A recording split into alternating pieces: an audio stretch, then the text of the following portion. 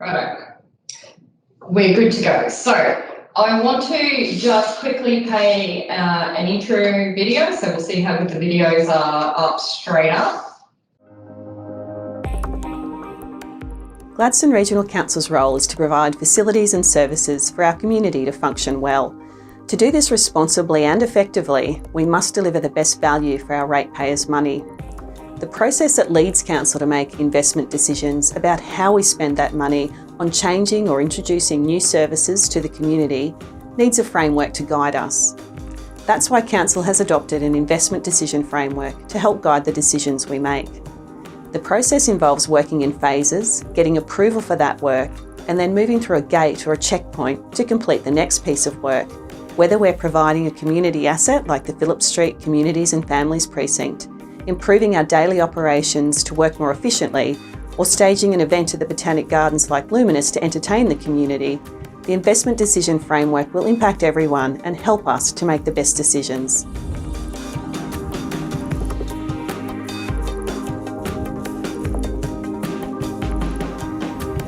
That dunk you just heard, was it reaching the max? Oh, I have no idea.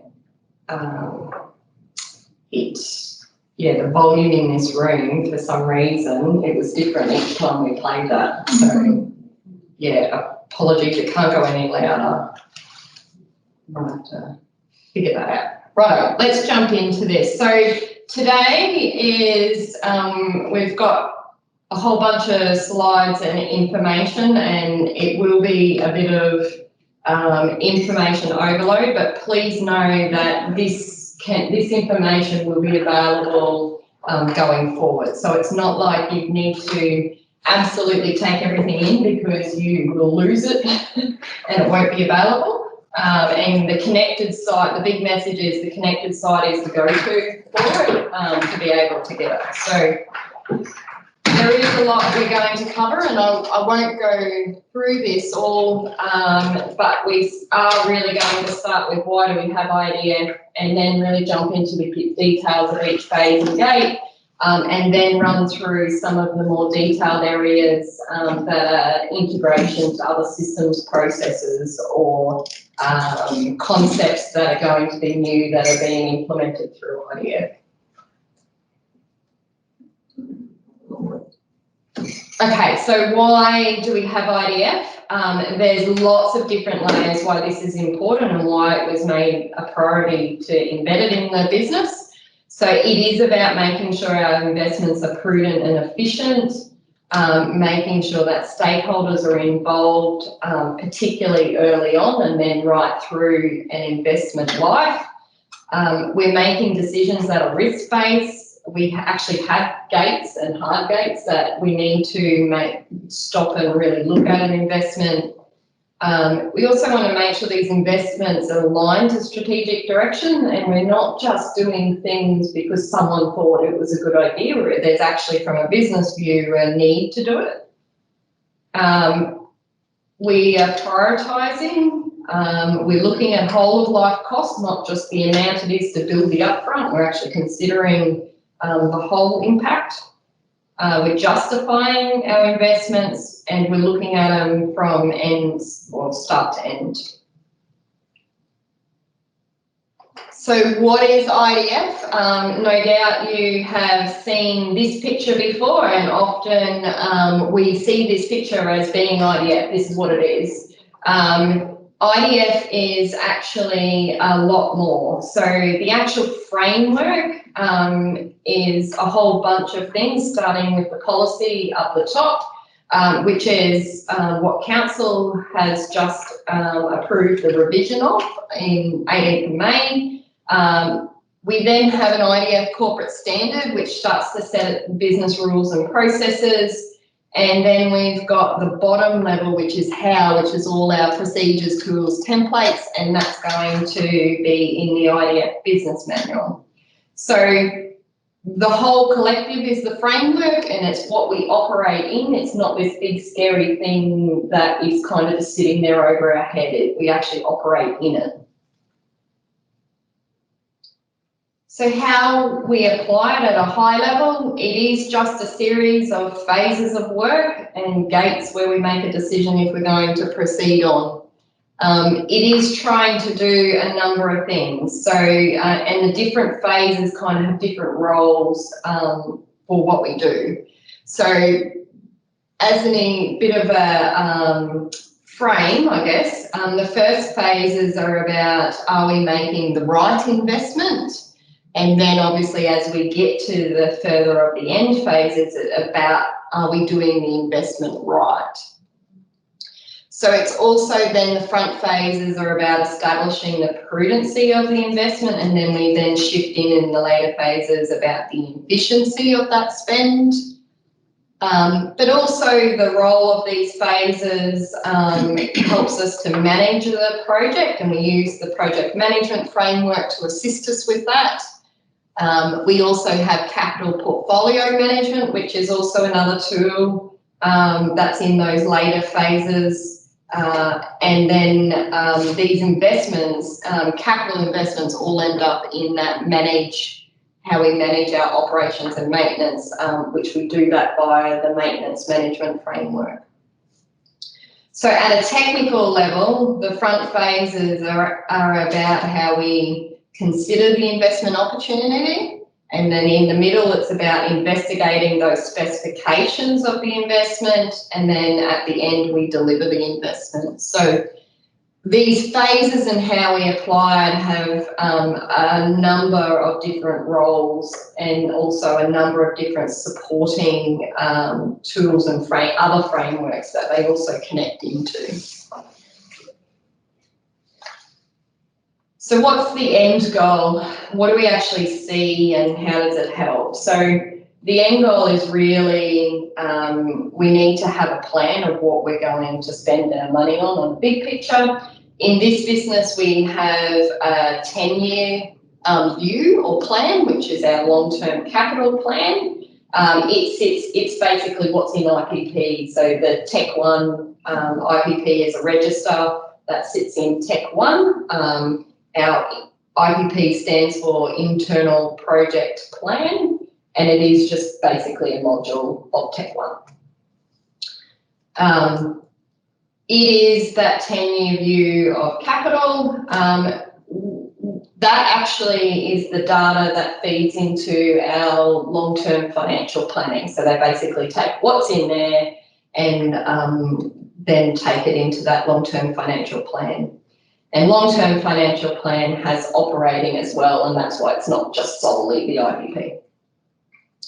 So if we then come down, the next level is the 3-year capital portfolio. And it's a really detailed look at what we're going to spend that capital money on, or projects that start within that 3 years. So there may be projects that go beyond that 3 year, but the starting of it is in that 3 years. And it's a really detailed look at and starting to bring in, well, when are we going to schedule these? What resources are we going to apply to them, and make sure that we can actually deliver it. So the next level down is then the capital financial year budget. And we have a 1 year, and it really is just a snapshot out of the capital portfolio at a certain point of time in a year. And it's our forecast of what we think we're going to spend. And obviously that gets adopted by council every year. So what it is, but it's 1 year of really detailed, and then council does adopt the next 2 years as well. So in the past, our rigor around that next 2 years hasn't been detailed, but with the capital portfolio and what we're building in that space, it enables us to give a better view of that, the whole 3 year, I guess, in the budget we're looking for. And then at the lowest level, we have individual capital investments. So the IDF and what we're going to talk about today is very much around that individual level and the decisions that have to happen. We are on a bit of a journey, and very much an improvement journey around how do we, when we make individual capital decisions, how do we make that in consideration to that 10-year plan and what impact? So that's a bit we haven't landed properly yet, and I'll be really honest and upfront. What we're bringing in is really getting some discipline about individual capital investments to then be able to build up to get that discipline around managing that bigger 10 years. Okay, so let's implement IDF. From the 1st of July, all capital investments are to progress through IDF from the current phase. And when I say current phase, we're actually in the process of mapping all the projects that exist in IPP currently and basically giving them a phase that they are in. Now, it will be, there will be a bit of rule of thumb around how we're doing that, because obviously there's a lot in there, and we'll monitor whether we get that right or not, but it'll give us a starting point to then be able to move forwards. And there's a few other fields of data we'll also map that'll be in there straight up from 1st of July to help us with all the investments.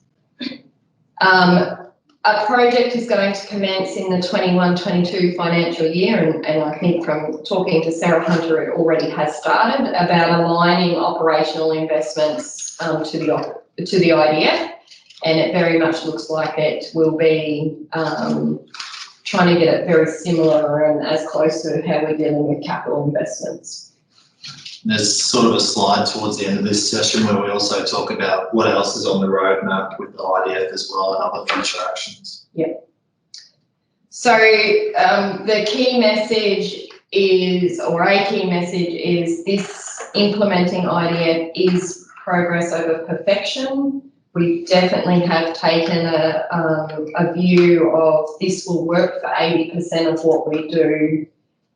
There will be times that this doesn't work, and I ask you to seek out for help so that we can learn from it and potentially make tweaks and improve it so that it works for more and more. So it is a big thing in the sense of the amount of work we do and we're pushing through it, but it's a good solid starting point, I believe. Maybe I'm biased. Okay, so why are you here? You have been identified through a training needs analysis as an end user. There are multiple roles that exist in the IDF. There could be people who are appointing a sponsor. They could be a line manager who's part of Gate Zero making the gate decision. They could be a sponsor. They could be appointing a sponsor's rep, which is normally the sponsor doing that. There's the Investment Opportunity Committee, so IOC, proponent, project manager, and there's also stakeholders. So today's session is all about the role of proponent and project manager. And for majority of you that are here, they're the roles that you will play. And for the managers in this session, it's about understanding what your staff are being asked to do. Okay, roles and responsibility. These are defined in the corporate standard as well as in the business manual when it comes out. In more detail, and I'm not going to run through that today, but I just wanted to give you a bit of a sight of, in terms of these phases and gates, where these roles come in and out. So just quickly, so when will that manual, you were saying the other day, when will that manual be ready? We're about 90% done on it now. It's just going through a review process and getting some tweaks. So we're hoping by the end of next week, Yeah, okay.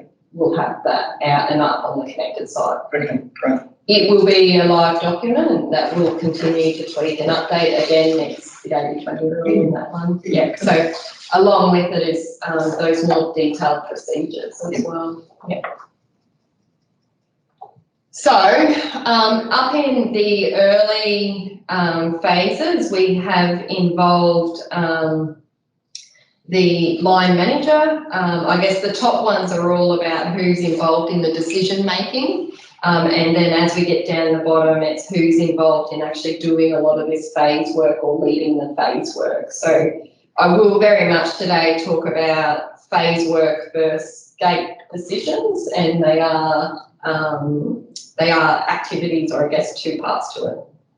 So in the up front, we have the line manager involved because they're making the gate zero decision.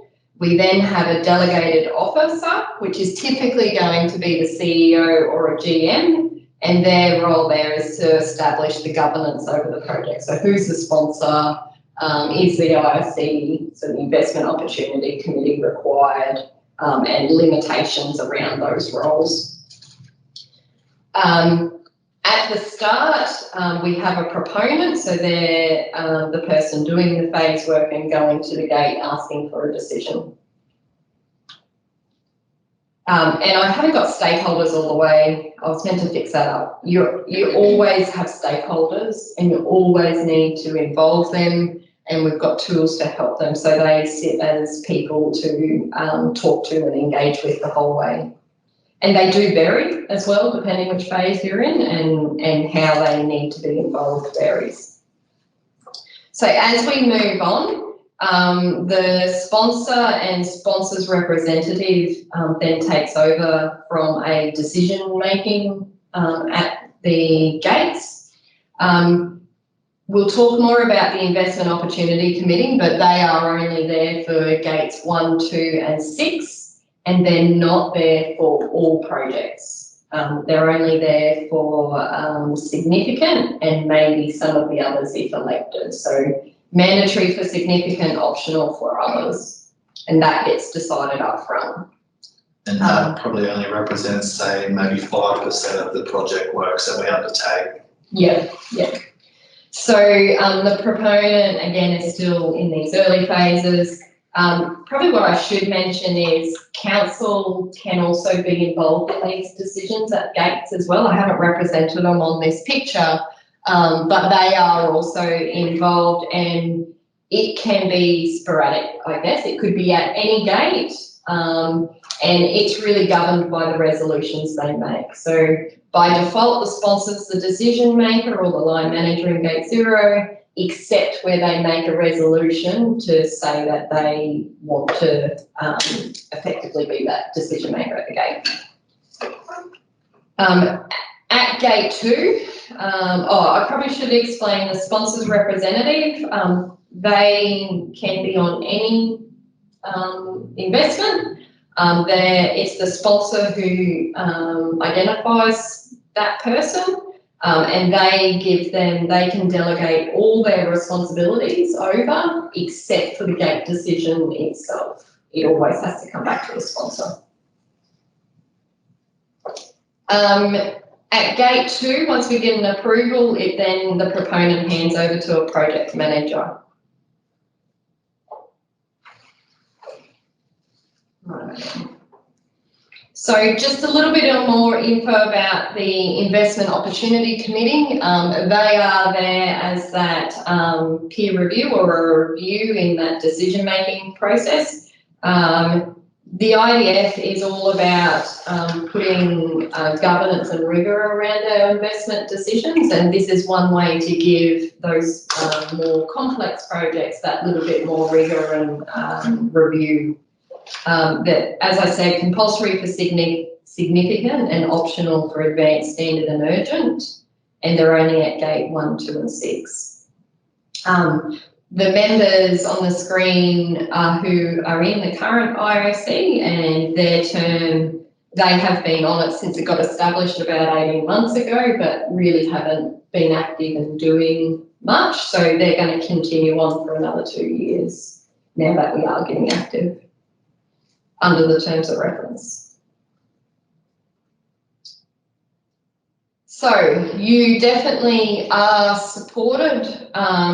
This is not a framework that we're lumping on in and then running away by any means. The connected page is the go-to for information. If you can't find it, then the governance team will be the lead. So Brooke Saunders is leading it with her team. But we're also got IDF champions for the application type questions if you're trying to figure out. So there's lots of different avenues to go to. So I'm going to see if I can play a second video. And this second video is just setting us up with the overview of start to end what IDF is, and then we'll jump into some detail. We must consider two broad questions when we're investing public money. Are we making the right investment? And are we doing the investment right? The investment decision framework guides us to consider the investment opportunity, investigate the investment specifications, and deliver the investment. It's important to know what an investment is. It is when we use resources to change the existing level of service, improve the delivery of an internal or external service, or create a new service. An investment can be classed as capital or operational. Capital investments include acquiring, constructing, upgrading, replacing, renewing, or disposing of assets. Operational investments include changing a service we provide or offering a new service. So let's look at the phases of work and decision gates in the IDF. First, we need to identify opportunities, ideas, problems, or needs. We'll use the internal Project Planning Register in Tech 1, known as IPP, to establish these. You'll be asked to do an investment opportunity brief outlining your vision, key drivers, and whether your proposal aligns with Council's corporate plan or asset management plans. At Gate 0, your line manager will decide if the investment will continue. If the project is approved, the delegated officer will appoint a sponsor and decide if the Investment Opportunity Committee gets involved. The next phase identifies what is being asked and why. If an investment reaches this point, the proponent must build on the information from the established phase and start a business case.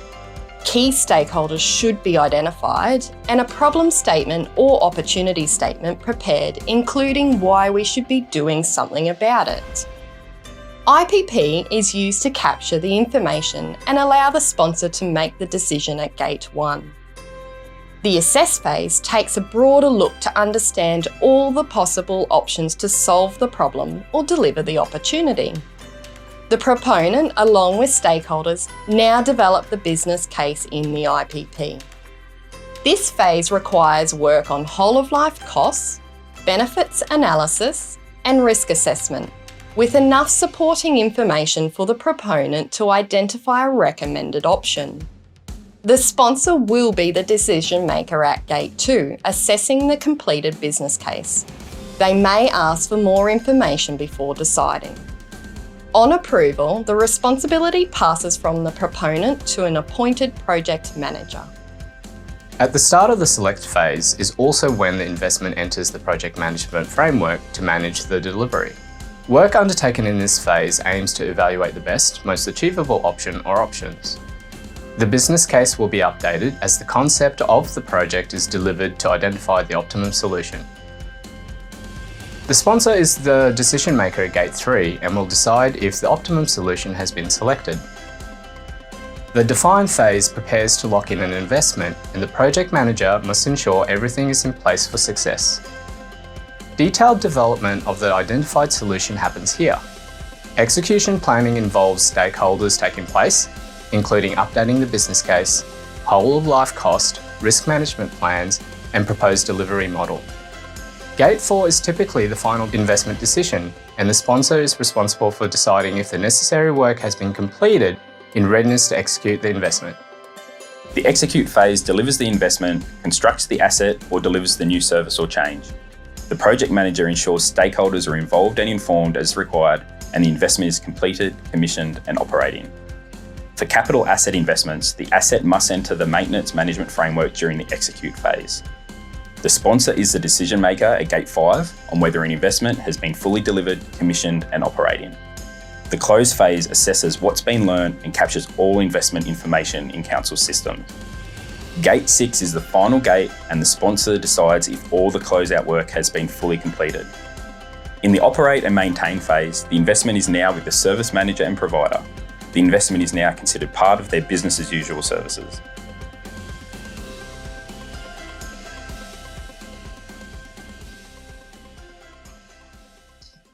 Righto, so all those videos, or both those videos, do sit on that front page of the IDF Connected. If you're keen to share or re-watch them. And a little bit of fun we had making them. Okay, so investment categories. We do have 4 of them. We acknowledged very early on that the investments that we make in this business are very broad and ranging, and it made no sense at all to have one sort of rule that fits all. So we do have to be flexible, and the IDF has to be flexible to allow for that. So the first way we are doing it is through setting up categories of these projects. And it's really around the complexity. So the more complex a project or an investment is, the more rigour and governance we want to have over it. And that's the core of what the framework is. So we first have a standard, and the picture there is of the new bridge that we installed this year at the Botanical Gardens over to the demonstration gardens. Oh, yeah. It's all the gardens. It's all the gardens. So the standard is probably 70% of what we do, and I probably didn't mention earlier, I'm going to focus on capital today because that's what's going live in the immediate. So of the capital, it's 70% of what we do falls in this category. They're things that we deliver often. So, you know, for us to deliver a pedestrian bridge like this is something we do all the time, but there's lots of things we do as core and nearly year on year. So they do have a low complexity, and they're things we don't really need a huge level of rigour on, we just need that basic level. So advanced is the next category, and it's probably around that 20% of what we do. We don't often deliver these types of projects, and the picture is of the Cell 3A at the Narrabee landfill. They are stuff that we may not deliver often, but it's pretty much industry. In the industry, they are delivering all the time, so they're not uncommon. They have that medium level of complexity to them. The next one is significant, and it's probably the most complex projects fall into here. The picture is of Phillip Street Family and Community Precinct, and it's kind of 5% of what we do, certainly in quantity, but obviously they have large price tags that come with them. So they are things that are of quite a high complexity in a number of different elements. The last category is for urgent stuff. So, and it really is the unplanned stuff that gets triggered out of doing risk assessments and safety incidents and asset failures. So it's the stuff that wasn't on our program to deliver but pops in and we need to urgently do it because it's been risk assessed as needing immediate action. It's probably good to point out that we do have urgent work that pops up that wouldn't go through the IDF. So things like if we have a broken water main, we're going to go and fix it. We need to, those types of investments are just stuff that we have to do to return a service to the community, and that's not stuff that we're going to put through the IDF. So the operations teams just go and fix that and do that work. Where it starts to convert over into that urgent is possibly where we have a water main that has multiple breaks that we've been out to fix, and so then it comes in potentially as we need to run it through here and we need to replace the whole section, so then it would come through as an urgent project if it hasn't already been flagged in the renewal program. So that is a bit of the intent of this is not to slow down or stop services to our community. That's not what we want to do. So we need to be really clear. Sometimes these things just have to get fixed. Right, and the urgent is the other 5% if you were kind of counting up to see if I got to 100.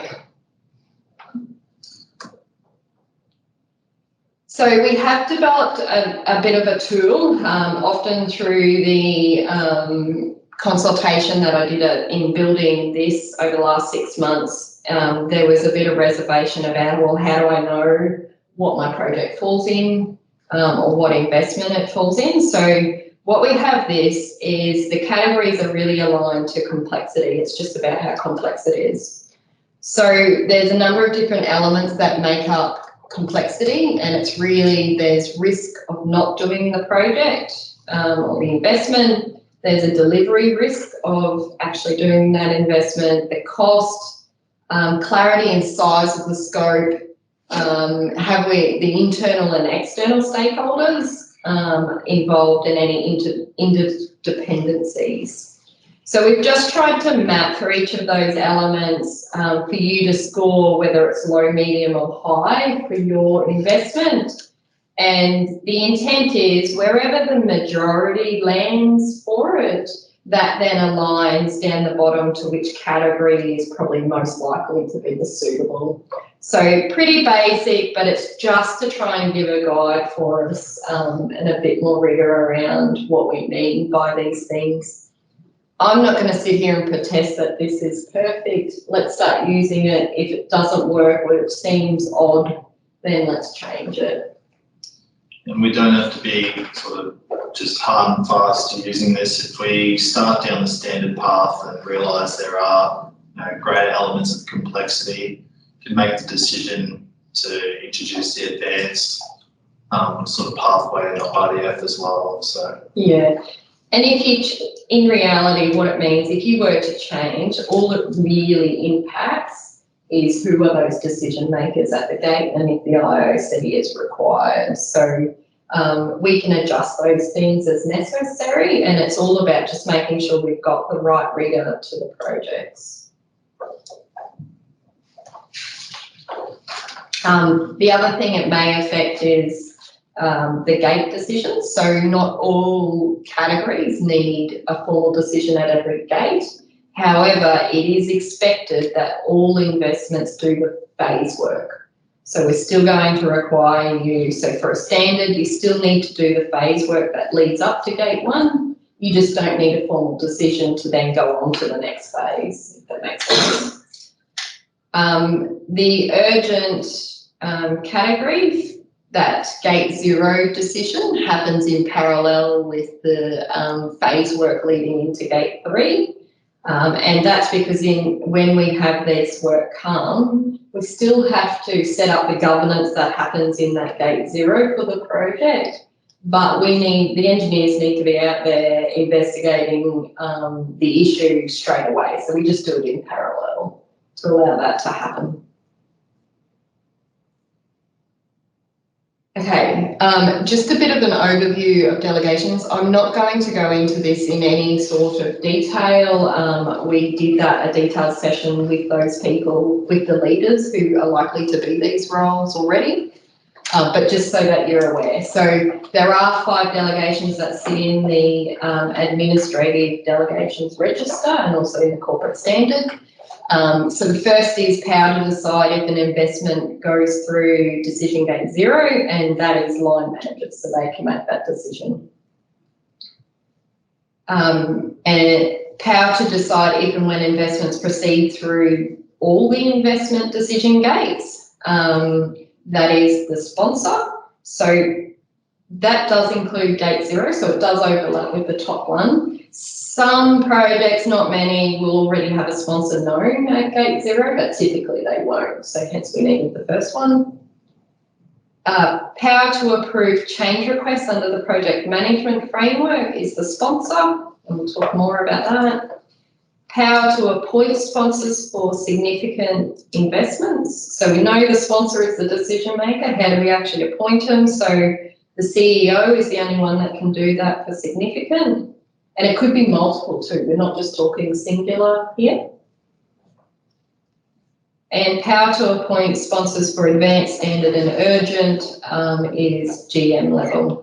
But obviously how delegations work, it's anyone above them as well. So it could be the CEO as well.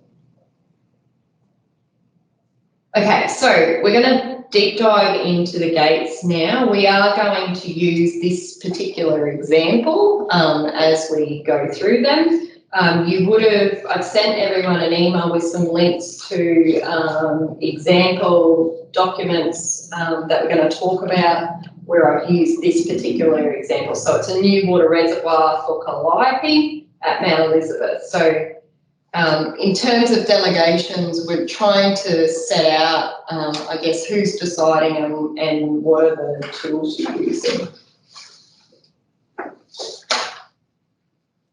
Okay, establish is the first phase and it leads into Gate 0.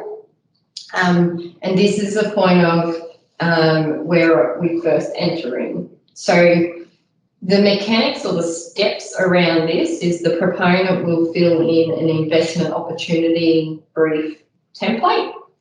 They would present that to their line manager. And then, so as for the example that we've used, it was a new reservoir that's come out of one of asset planning's growth plans. So that, say, was Verity, has got this investment brief, and she's come to myself as the line manager to approve it. So line manager makes a decision. It then goes to, it's an advanced, this particular one's advanced, so it would have gone to Mark Francis as the GM, but could be the CEO if it's significant, to appoint the sponsor and determine if the IIC is required. Then goes to the sponsor to appoint a sponsor's rep if needed. So there's probably a couple of things in that. The sponsor or sponsor's rep can't be the proponent. They've got to be different people. In this example, we're not going to say an IOC is required, so you won't see that pop in, but I've got other examples that have it to show that. Okay, so what that means in here is that we have that investment opportunity brief, so that's the thing we're filling in. And you will see as we go along, this investment opportunity brief, there are templates at each of these first phases, but they're building on each other. They're not completely different things, they continue to build, and what we end up at Gate 2 is a full business case. So in reality, this is just the start, the very start of the business case.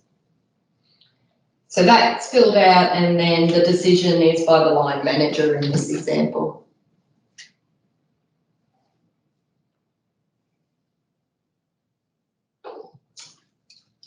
So the identify phase, is leading into Gate 1.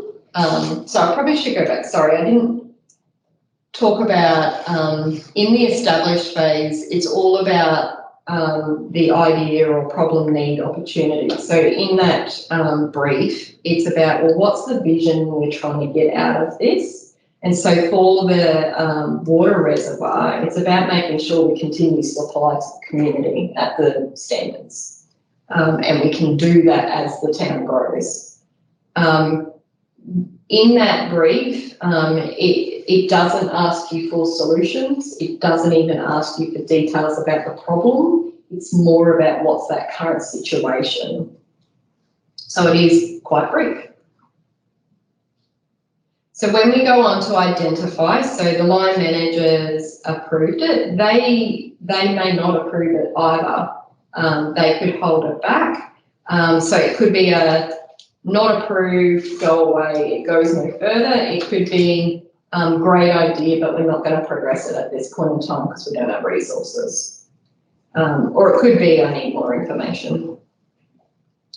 So when we go into identify the key steps, so the proponent now takes us forward. So they're going to complete a stakeholder engagement plan and engage with those stakeholders as necessary. They will then also complete the business case problem statement template. Once they've completed that, and obviously you'll have your stakeholders involved in completing that, it's all about what is the problem or need or opportunity and why do we need to address it? So it's not just what it is, it's why, justifying why we need to address it. So that's also about doing risk assessment too, of what is the risk if we don't address it, and starts to build a little bit more information around the costs that we might be looking at. And so whilst we don't have options in this phase, it really is starting to say at a high level, what realm are we in to do something about this? And that'll mature as we go along. So once we've got that, we then go to the gate. IOC, if they're involved, every gate from now on has a checklist involved. And so they would get the gate 1 checklist, the IOC would fill that in and make a recommendation. So, and then it would go to the sponsor, or if the IOC is not, then the sponsor's the one filling that checklist in. And then they make a decision. So in these gates, there's always going to be those 4 decisions up front. So are we approved and proceed to the next phase? It could be approved but hold because we haven't, for whatever reason, we might be waiting for funding, we might need resources. It could be not approved, full stop, this stops altogether and is closed out. Or it could be I need more information to make the decision, go back and do a bit more proponent. So Lisa, we talked about these business cases living in Tech 1 at the moment. One of the recent changes we're introducing through this as well is the investment opportunity will actually get its unique identifier from that gate 0 point, which will stay consistent through the whole project, whether or not it proceeds. So we can point to that one identifier with all our documentation. The risks that we're talking about of identifying at gate 1 as well will go into our Beacon software tool. And then those are further fleshed out when we get into the implementation stage as well. Yeah. At what stage is the budgetary costs assigned? So at this point, because you have to make a decision, you have to know the impact of this investment, obviously, and where this is coming from. Yep. And at what stage is that assigned? Yep. So at this stage, as part of the identify, we're understanding what that life of project cost is.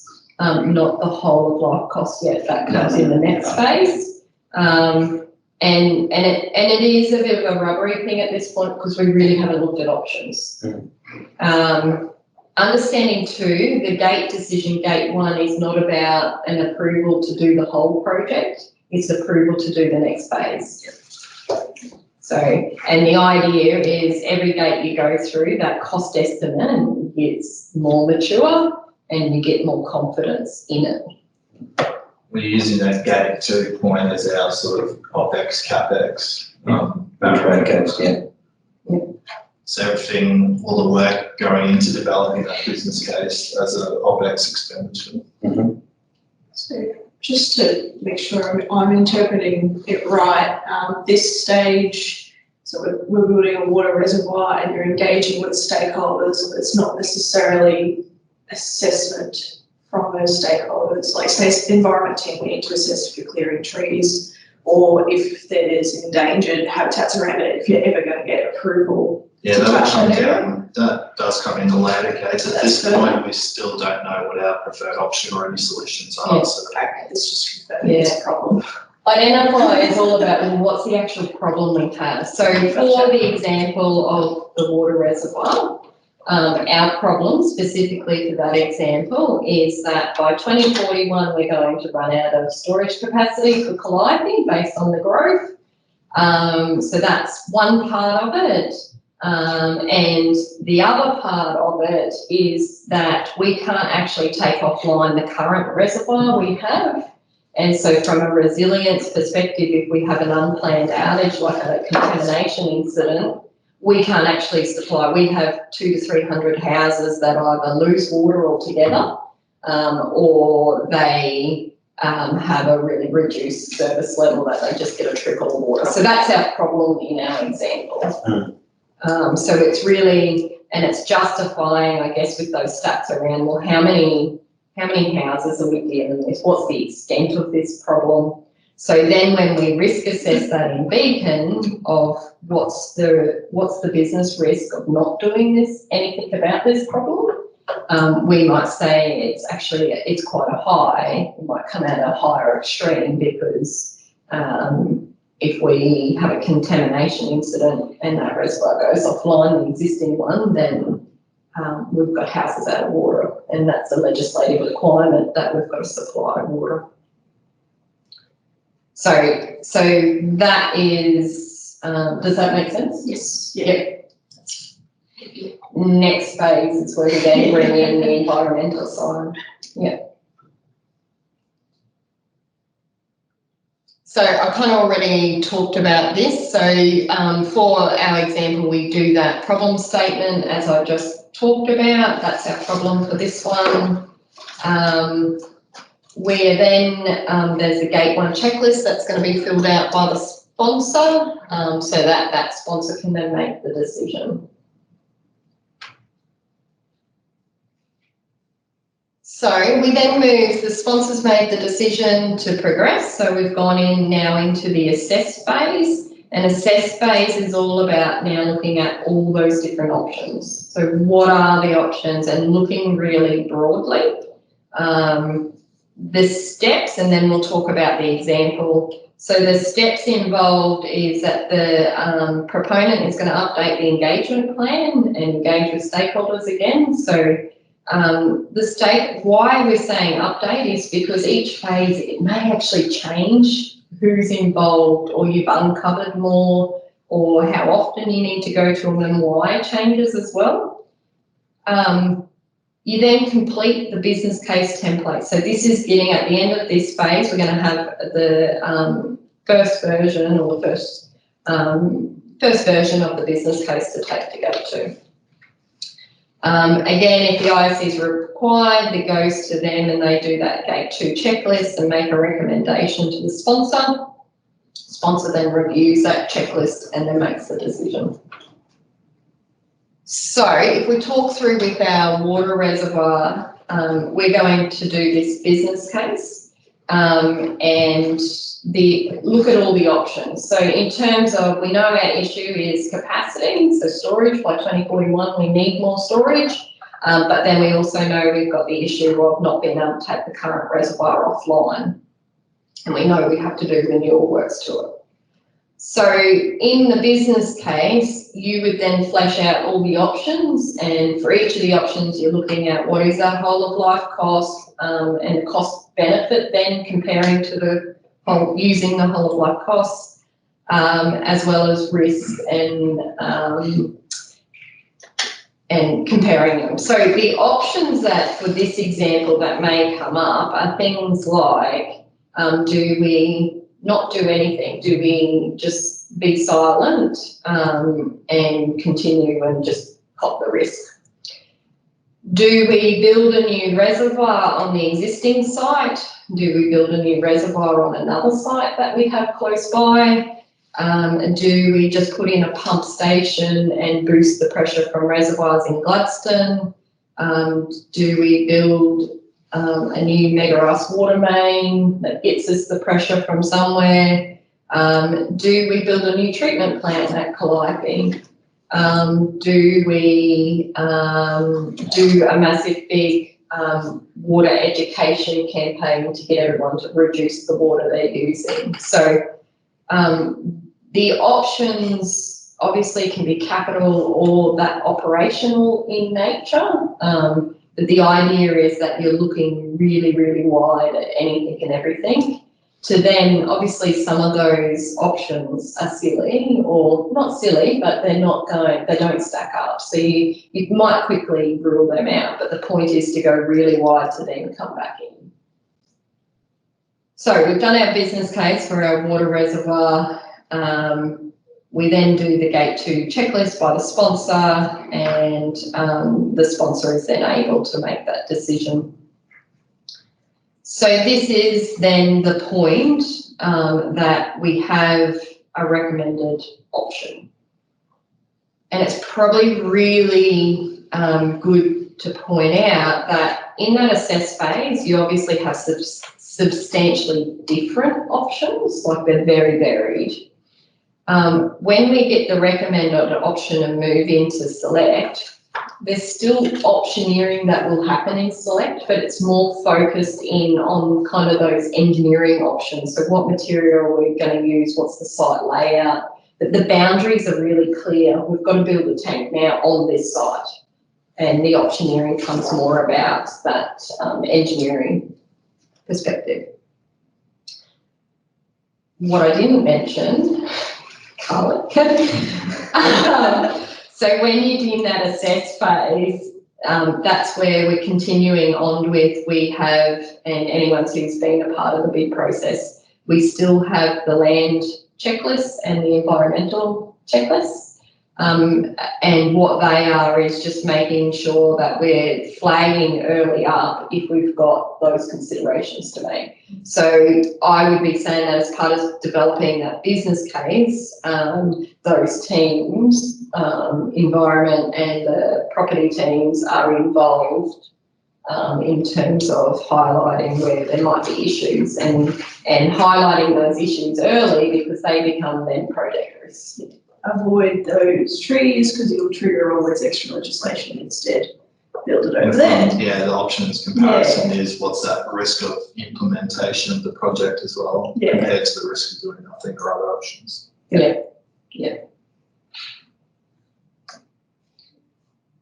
Okay, so we then move, we've got our approval, we move to the select phase. Select is all about that developing the concept. So we're still doing optioneering in here, but for capital stuff, it's more about that engineering optioneering. The options aren't substantially different. They're kind of, for our water reservoir, it's, we know the site and we know it needs to be a tank. Now it's about, well, what is that tank? What's the tank made of? Christy's waving through the door. So the key steps, project manager. So now we've handed over, the proponents handed over to the project manager. This investment is now in the capital portfolio. So the planners and schedulers have appointed a PM that has now taken over. Typically now this investment is capital money, CapEx rather than OpEx. So this is our point where we're transitioning. And I say typically because there are instances where that may not be true, but for 80-20 it is. So the project manager updates the stakeholder engagement and engages stakeholders. So commence the PMF, the project management framework, and that also includes project change requests. And I've flagged that one out because you'll see shortly it has a really big linkage of how we now, so it is the mechanism to change the business case. The PM will work with the design lead on the concept development and may also have the procurement lead and construction lead starting to come in as well. They're roles that exist under the project management framework. And once they've done that concept development and we get to the end of the phase, we complete Gate 3 checklist, Part A. So this is a difference to the previous one. So when we were developing these checklists, the IDF had a set of checklists and the PMF had a set of checklists, and we got to the point of saying, well, you know, both the sponsor and the PM kind of need to see both, so let's make them one. So that's why we now have a Part A and Part B. So the project management framework was sort of developed independent of the IDF, but like a gated project management methodology is nothing new in any organisation. So it was always envisioned that there'd be this overarching investment governance around it. So there's logical points in the project life cycle that align with the need to go get approval to proceed beyond the phase. I might jump to the next point, and I'll just preface some of this discussion in terms I'll be talking specific to capital asset investments. So with the select phase, we've got our adopted business case from the earlier phases, and our project management framework is active. As we talked about before with this reservoir example, we should have visibility of when this work's going to be required from our asset modelling.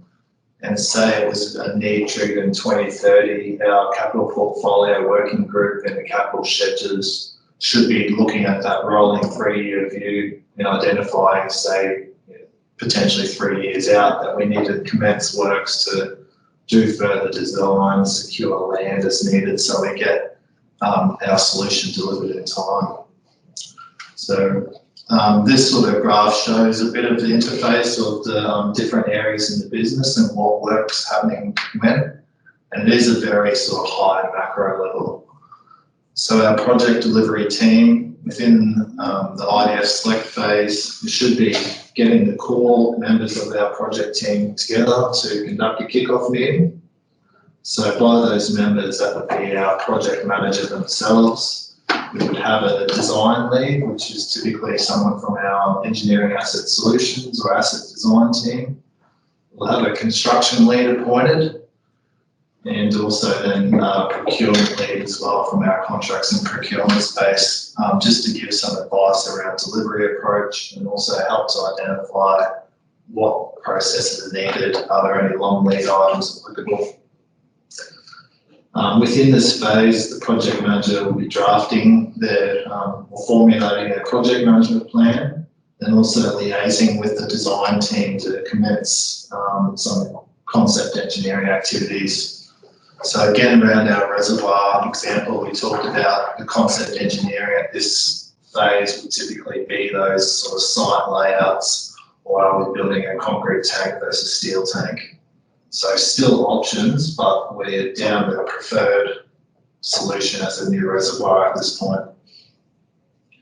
So the concept engineering would occur, and we typically get it to a stage of completion where you'd say about 30% of the design activities have been undertaken. At which point we should have a better understanding now of our execution scope of works, and also the whole of life cycle cost estimate to execute that project. With whole of life cycle costs, we're talking about the execution costs for that project, plus also the operating and maintenance costs for that solution. And it's important we have that whole view so that we know what's the overall most beneficial solution for council.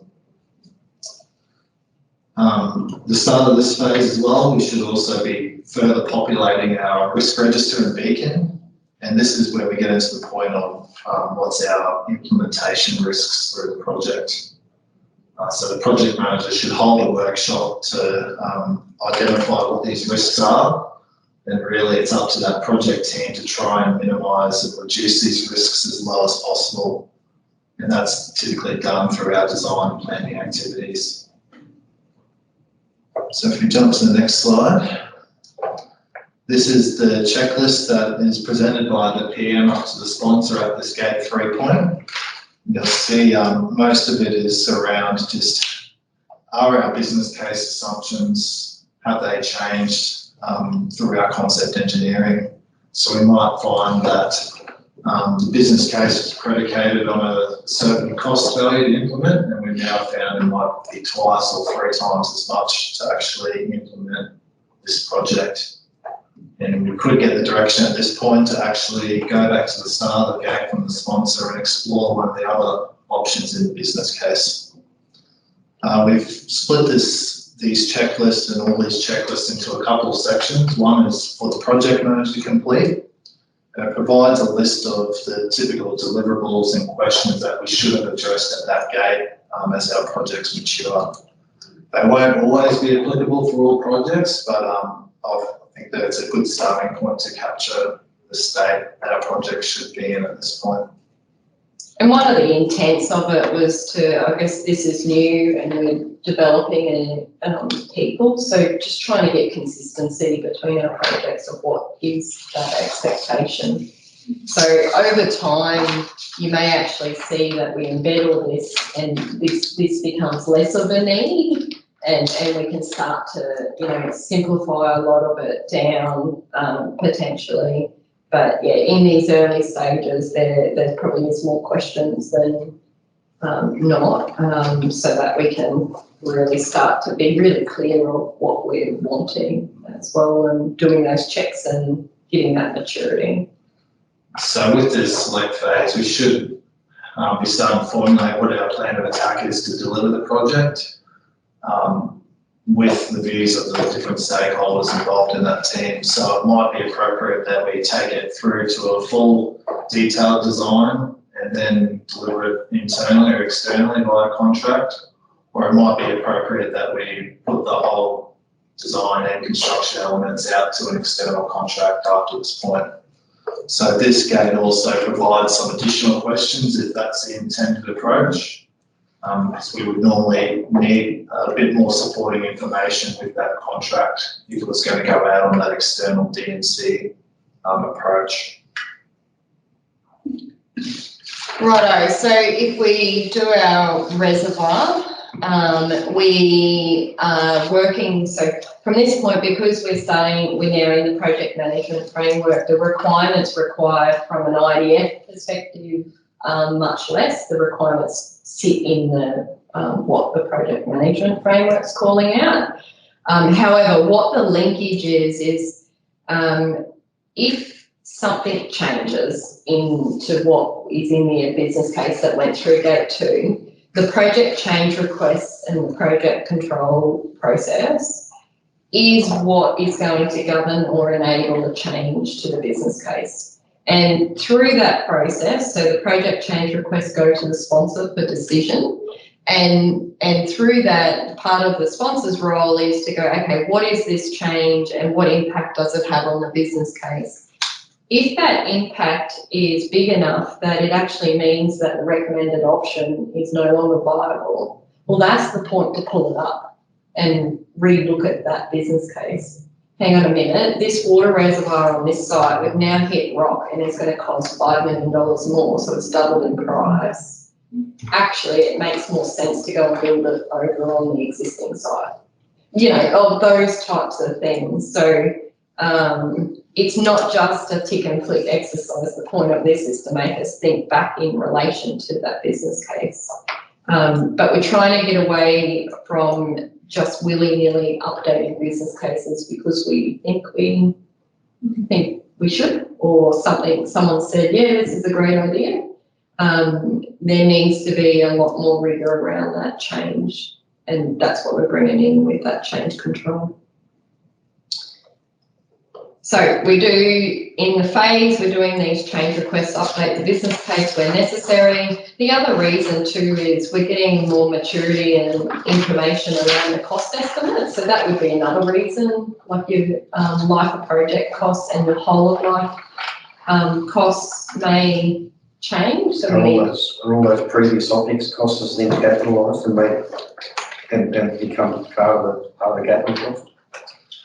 I think because there's a lot of previous money being spent to develop the concept. E.g., if we even use the rock sample that you just used, obviously we would have already had to have drills in there and all that sort of stuff to make up that assessment And all those costs so far are OPEX costs, but they're actually the cost of the project.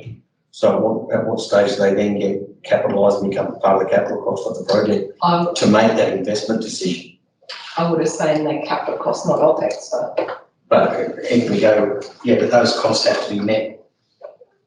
We spoke earlier whether or not it becomes a project is at gate 3, I believe. is that too? Yeah, so As a gate 2, and so that money that's been spent up to gate 2, Is OPEX, will always be OPEX. yeah, will never be transferred into it. No. Okay. Typically, it won't be. Yeah, okay. Yeah. and there may be, depending on case by case, some substantial costs that go into informing that business case, but Yeah, that's what I mean. Where are those costs met? They just remain in OPEX costs. yes. Yeah, okay. Typically, It's just yes. understanding, I mean, Yeah. lots and just understanding how it works. Yeah, typically they will in majority of cases. And even as we go through the gates here, if the project or at a gate decision we choose not to proceed and the project's cancelled completely, then obviously those costs then get expensed as OPEX. Yeah, okay. Okay, so we then have the gate 3 checklist. That part A is by the PM, so project manager, and part B is then the sponsor. And then we get a decision from the sponsor. So we're assuming we've got an approved to proceed to the next phase on our water reservoir. And, you know, the concept is now what we landed with, I guess, is a tank in a certain location that's made from concrete. So we're going to proceed now in doing the detail.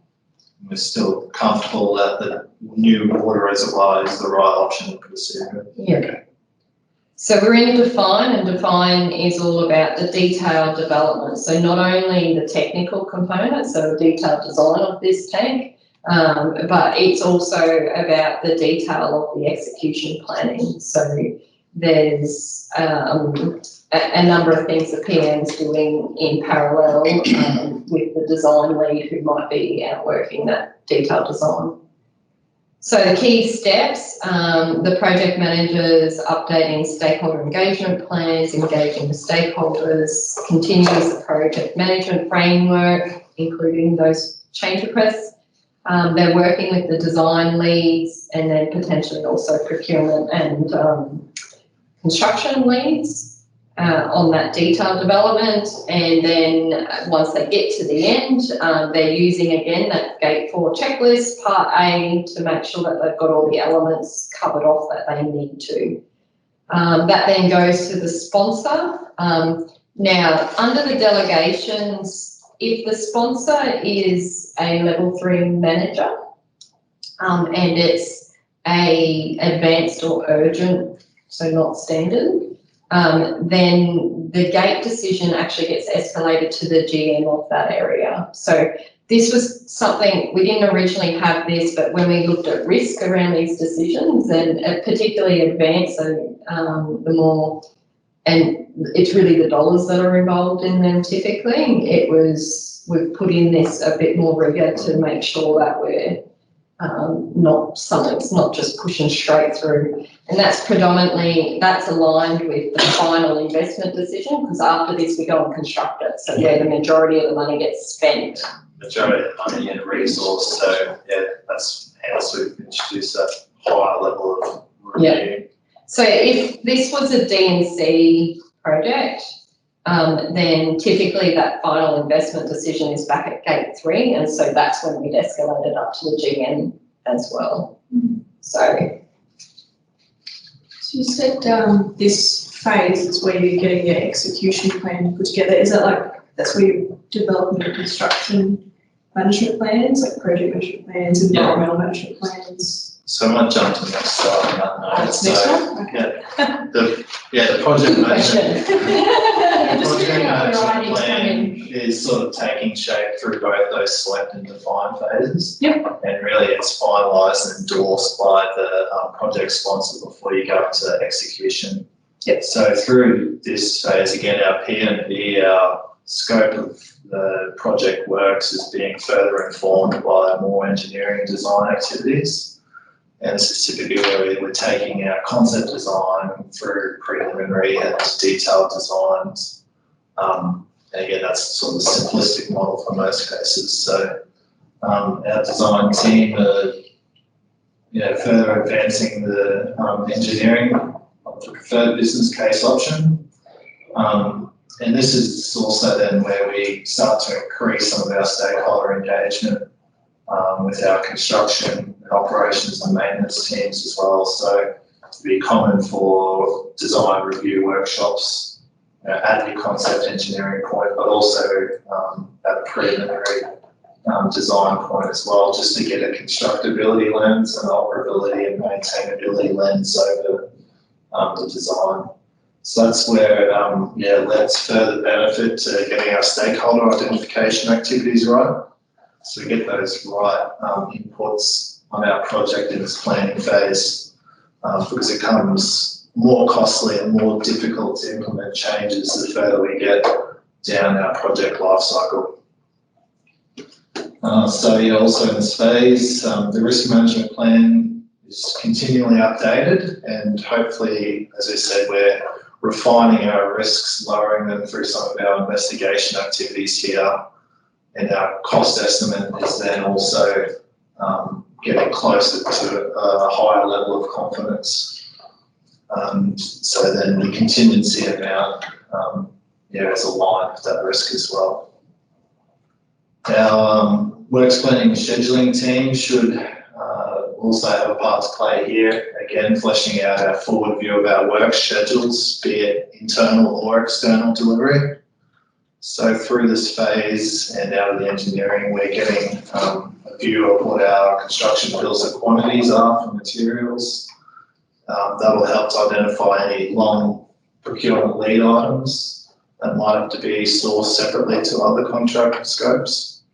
And before we hit this gate 4, we're ensuring we've got all visibility of all those resources and we can actually commit to executing that project.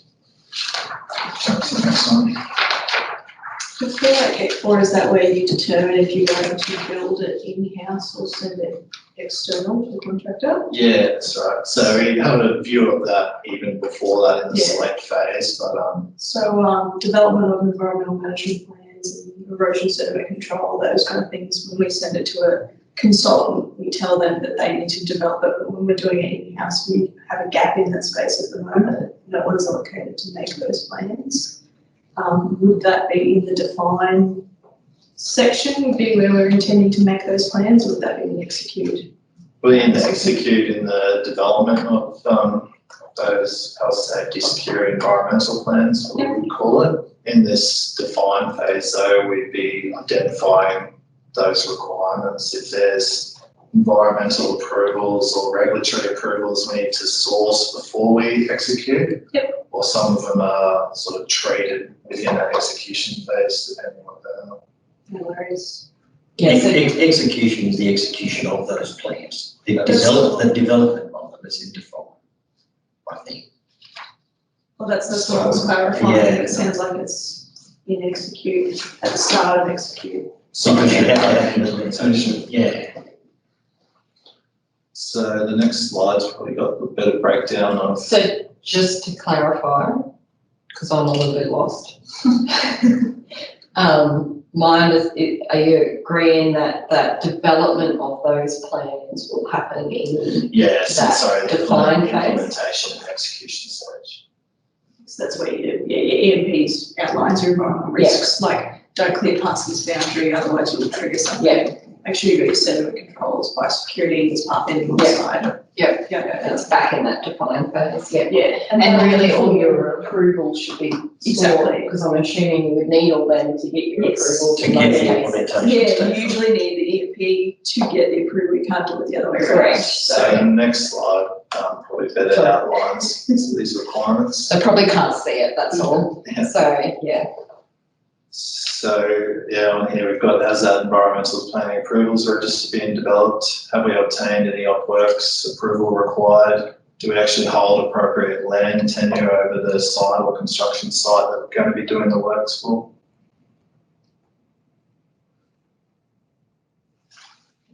And actually, it's a fair point. It is actually sort of a sub plan to the PMP with our HSSE plan. might actually update that to make it more specific.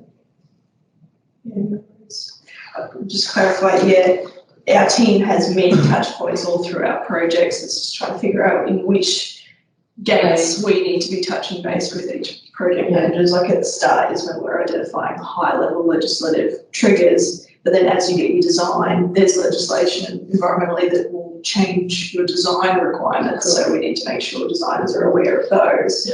And then when an EMP is developed, we need to be able to review it and make sure the EMP is also in guidance, and I can use it as a compliance tool so that during construction when I'm visiting sites, I've got something that says, you've said that you're going to manage such and such using this control. Have you actually got those controls on site and on the ground? During implementation. And that's where, you be identified as a stakeholder for this project collectively, and those have that input in those earlier phases to help steer that design, I suppose. Just coming up to implementation, you generally do a readiness sort of review anyway. It's like a checklist, like as a got here anyway. So and those have to be in place. And that's what we're doing for which So for the new reservoir example, and on the environmental side of things, when we done Hetherington, we had to get an ERA for the extraction activity because there was a large amount of bulk earthworks done there. There's cultural heritage and native title requirements that had to be addressed for that side as well. So that was all picked up in those early activities and addressed in execution.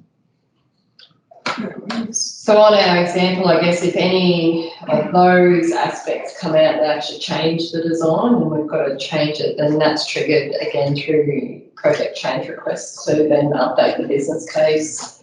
Obviously we're getting a more mature cost estimate as well, so that potentially may change it, but what we're hoping and to get to a place is where that cost estimate at the front is decreasing rather than increasing. So,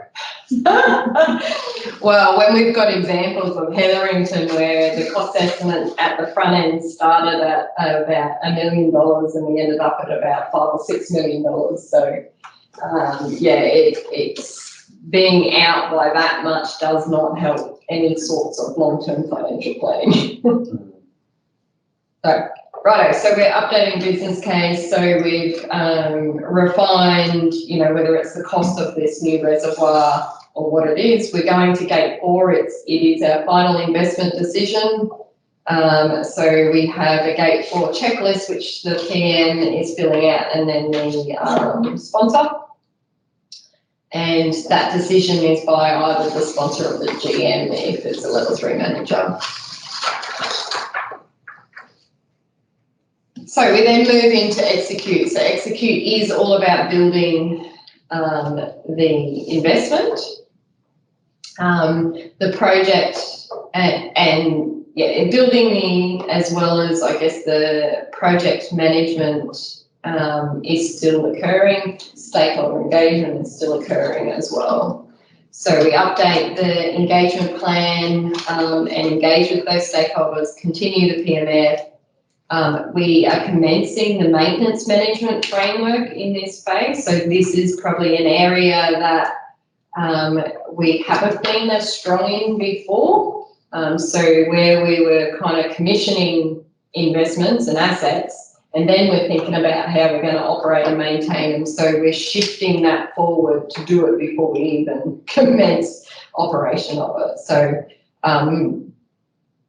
and obviously there's a lot of work happening in that maintenance management framework space, and that's a couple of steps behind, I guess, where we are with the IDF. So it is a maturing area that is getting work done in it at the moment.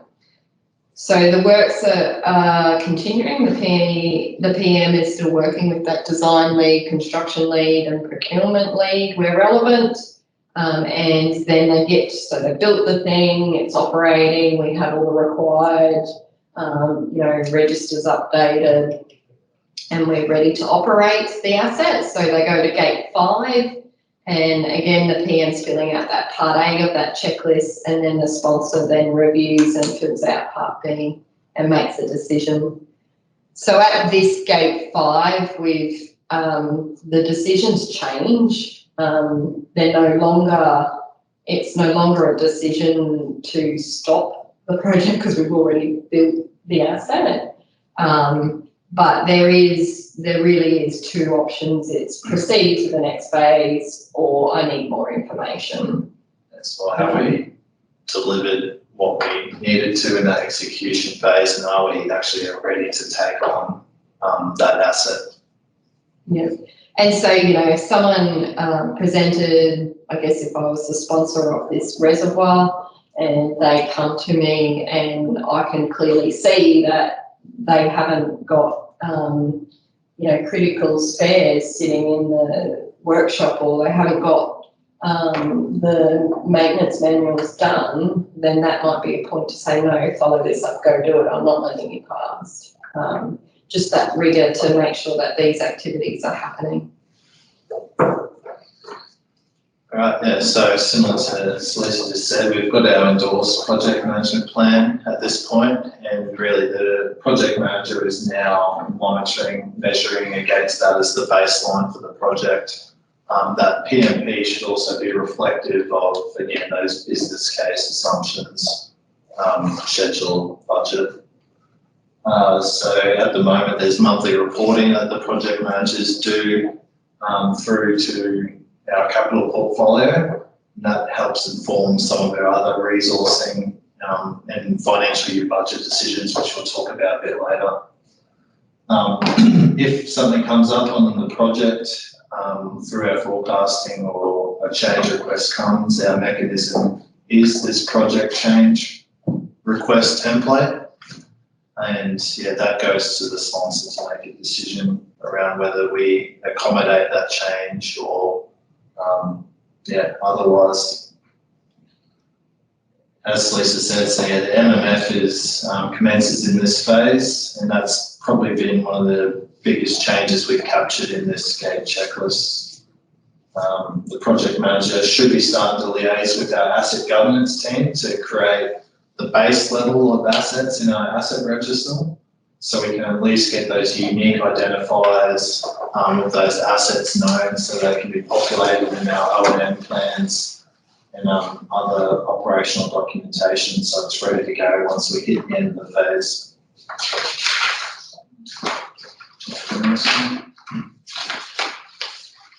So you'll notice that this checklist is heavily structured towards ensuring the needs of the service provider are met beyond the phase. And that's because that do work part of our maintenance management framework commences after the gate. So we're requiring our project manager to ensure that all the ASCOM survey data is through with our asset governance team. As-built drawings are recorded in Council's corporate drawing management system, which is Red-Eye, as some will be aware. Has our asset register now been updated to reflect the assets that were constructed, acquired or disposed throughout the project execution? And does our asset performance monitoring team and asset manager have all the information they require to build their programs of work so we can undertake operations and maintenance activities beyond the gate? Are critical spares identified? And do our downstream teams have training on the equipment so that they are confident in its use and how it needs to be operated? Another point, do we have any regulatory licenses needed for operations? And so that's been something, if we use our recent biosolids plant as an example there, there's environmental license and regulatory safety licenses needed to be in place in terms of operating that facility.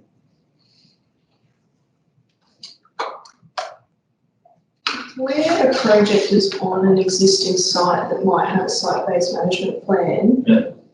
You've got mentioning there that operations maintenance need to have training. Will the project identify that the site-based management plan will need to be updated, and is it operations that need to update that plan, or is it the project team will give the information to copy and paste into it? I think it's probably the project's team accountability that's get done. The actual team doing that work might be the operations team at that point.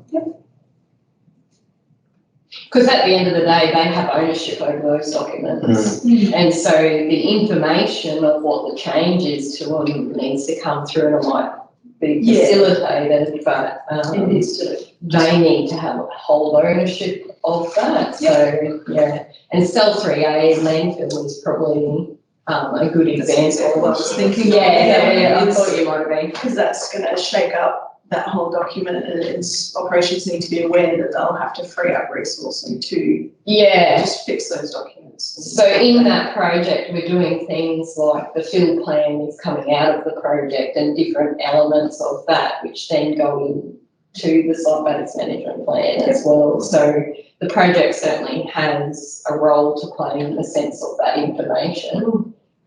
But the actual updating of that plan, I think, needs to remain. It's an operational document. It's how they work on the site. So being a deliverable within that project and the PA accountable for making sure those deliverables are there. But the actual work and responsibility of doing that might fall to that other team. And certainly part of the question, like from a sponsor perspective, is wanting to know that the ops team are very much ready to operate this thing. So that's one of them. So have they updated that plan? And it's a good example of, we needed to update the area of what is the levy area and that sort of stuff, which is a regulatory thing. Okay, so our water reservoir, we've now constructed the reservoir.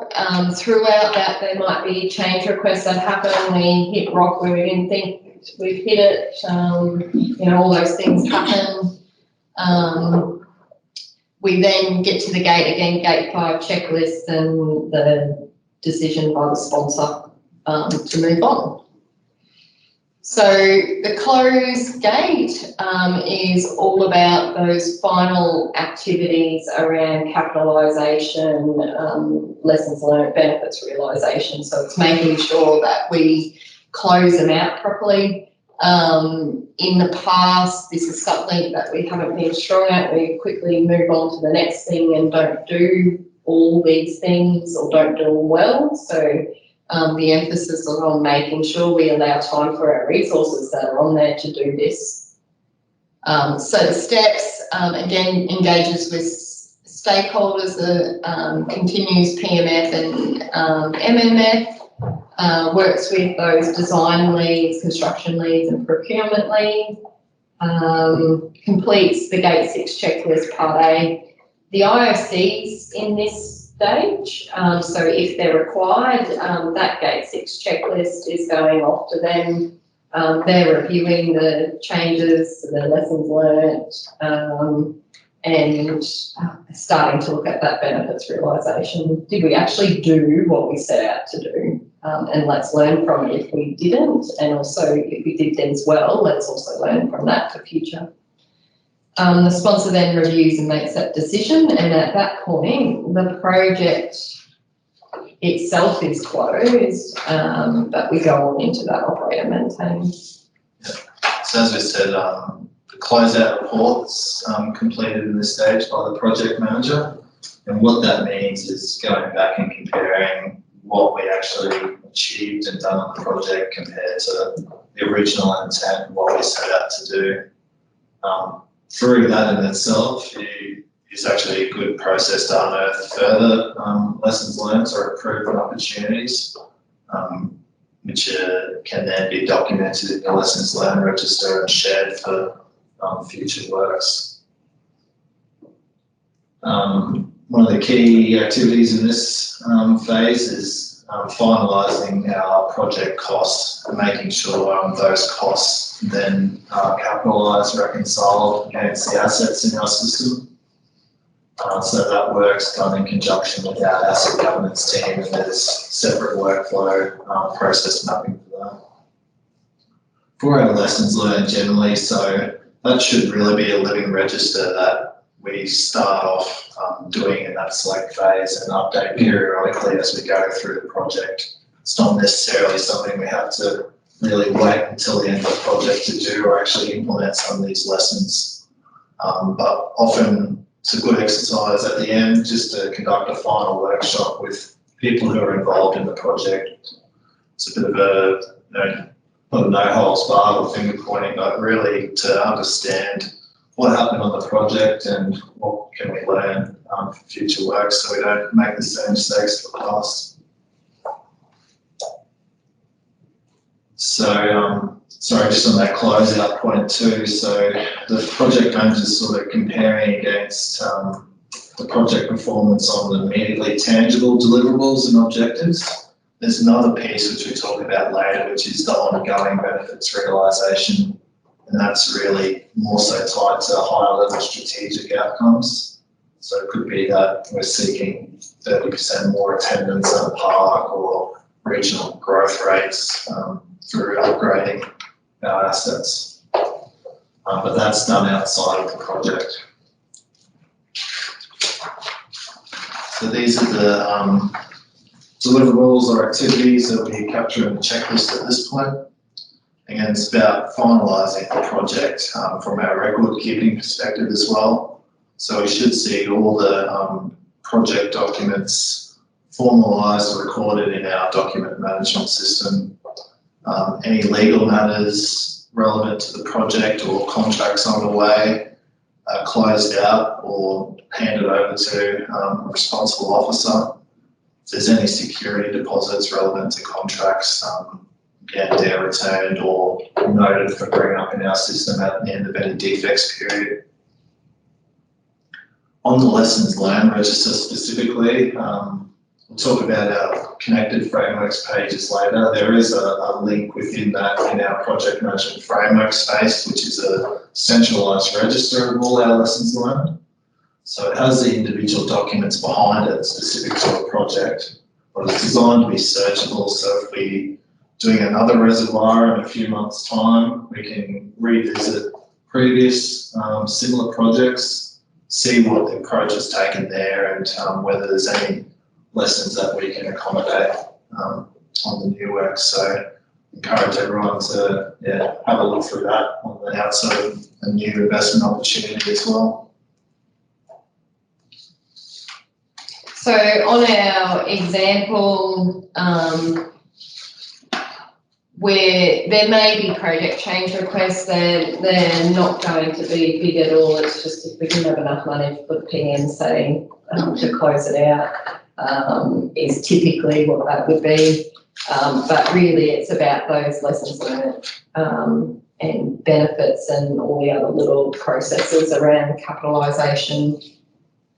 And then the Gate 6 checklist by the IOC, and then obviously in this example, it's just the sponsor. And then we go into business as usual operation, and it's with the operations teams effectively, and the asset manager and asset owner. So I've just got this one last slide, and we might quickly then just break for 5 minutes. I understand this is a lot of information. So we'll break for 5 minutes, but the operate and maintain, it's business as usual. Our asset owner, manager, service provider are now undertaking their role, so based on our operating model.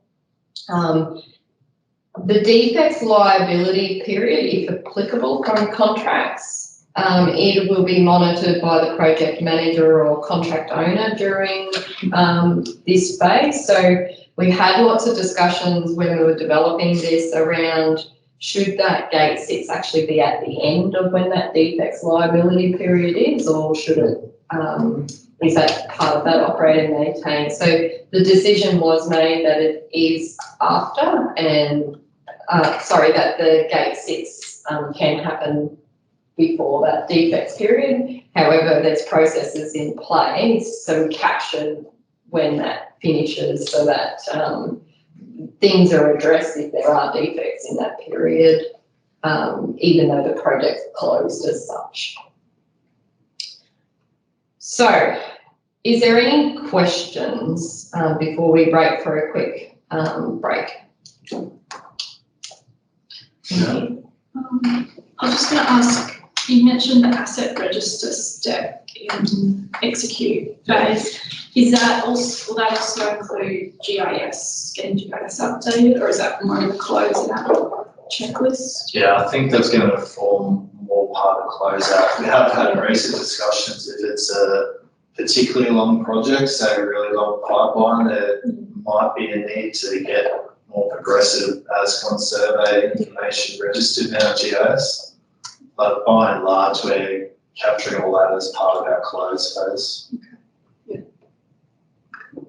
But the need, as I understand, and Chris, you might be able to talk to this, of getting it at least into the asset register in that execute phase before we go live with it as a minimum. If we can get it onto GIS, obviously that would be beneficial because that's the point people go to, but it's at least got an asset number so that we can. If it was ever to go into GIS, it's just important to flag that it's not an existing asset or such yet. It would just have to be on a different category as a proposed or something at that point until such time as it's realised in the execution. You're talking about critical spares and all that sort of stuff that have to be assigned into the asset long before then. So you know that the critical spares go against that asset. Yeah, that's because I said around the phases, yes, we've organised that, that's done. I think maybe that's all required or needs to be in place by the time we reach that gate 5, and that's really why any time in that execution, but sooner rather than later, because we need to be getting these assets in our register. It also helps with then understanding what level in our hierarchy they're going to be capitalised against, or our financial reconciliation side of things in our work orders. What helps them? And then our O&M plans as well should really be populated specific to these asset IDs from the outset. So. Any questions online? No, I'll take silence. Nothing else from me here? No? Okay, let's take a quick break. If we can come back, come back by 1:50 and we'll kick back off again. I'm just going to mute in this room for those online.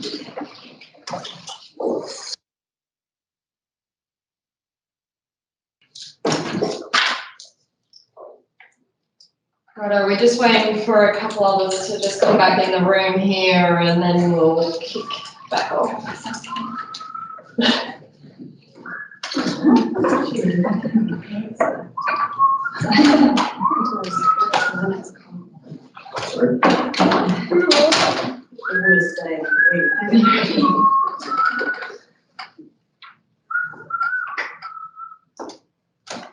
Righto, so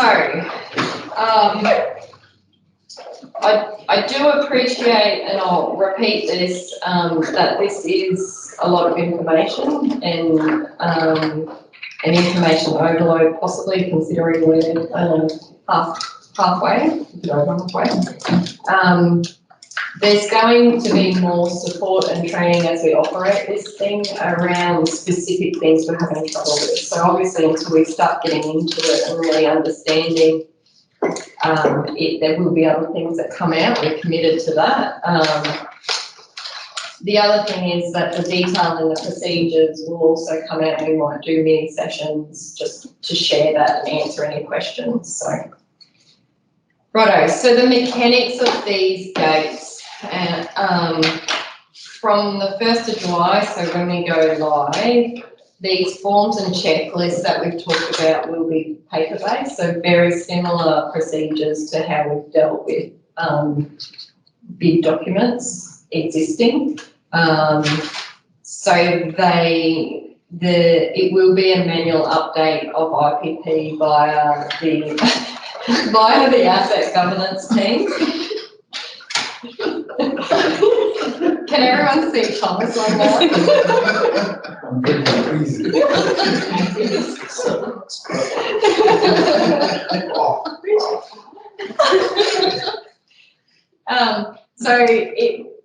When we get we fill out an investment brief and it will be paper-based to get the signatures on it. And then it'll go to the asset governance team to then update the IPP and so Tech One with that information. The IOC meetings and agenda will be facilitated by the governance team, and we're working through what that procedure. So get this form, email it here, do this. So we're out working that right at this moment. From late August, that's a moving target at the moment, but from about late August, all the forms in those first up to gate 2, so the first 3 forms, they will actually be, you'll enter the data. So the proponent's going to enter the data direct into IPP. So we'll cut out that data entry bit of the asset governance team. So the proponent will enter it directly. There will be workflows that exist in Tech One that will then go through and get those approvals, so from the sponsor. It's not a fully automated system. It is quite simplified based on the module we're using, or the existing module. There are views in the longer term to go to a module that is basically will automate it properly. We're just not at that yet. So we very much are using what we have. We're making some modification to it, but we're very conscious of not spending a lot of effort and time on the IPP, knowing that we are moving on in the future.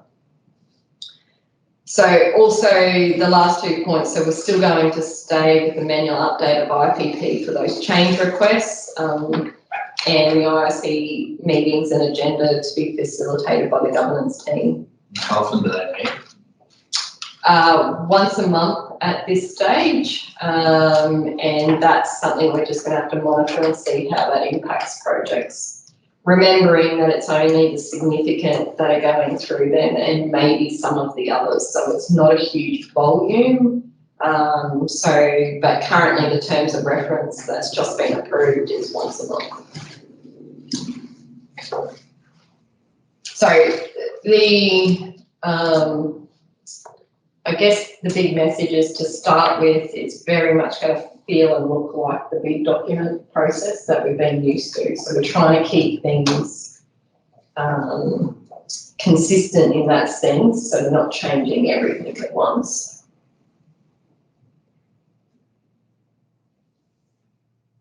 Okay, so the document location, as we've said, these gate checklists, and the templates are all on connected for IDF. That's how you'd access them.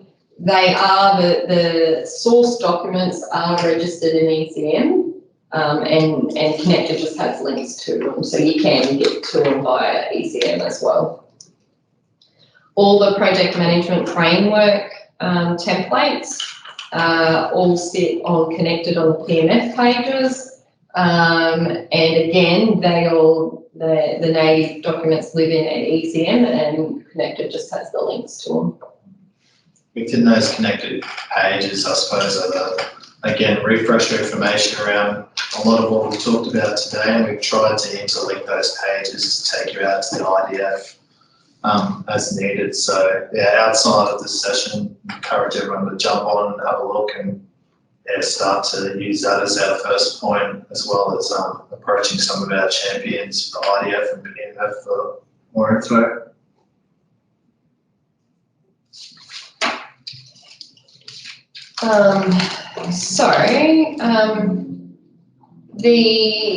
Just a couple of more examples. So I know we've talked through this reservoir, which was an example of advanced.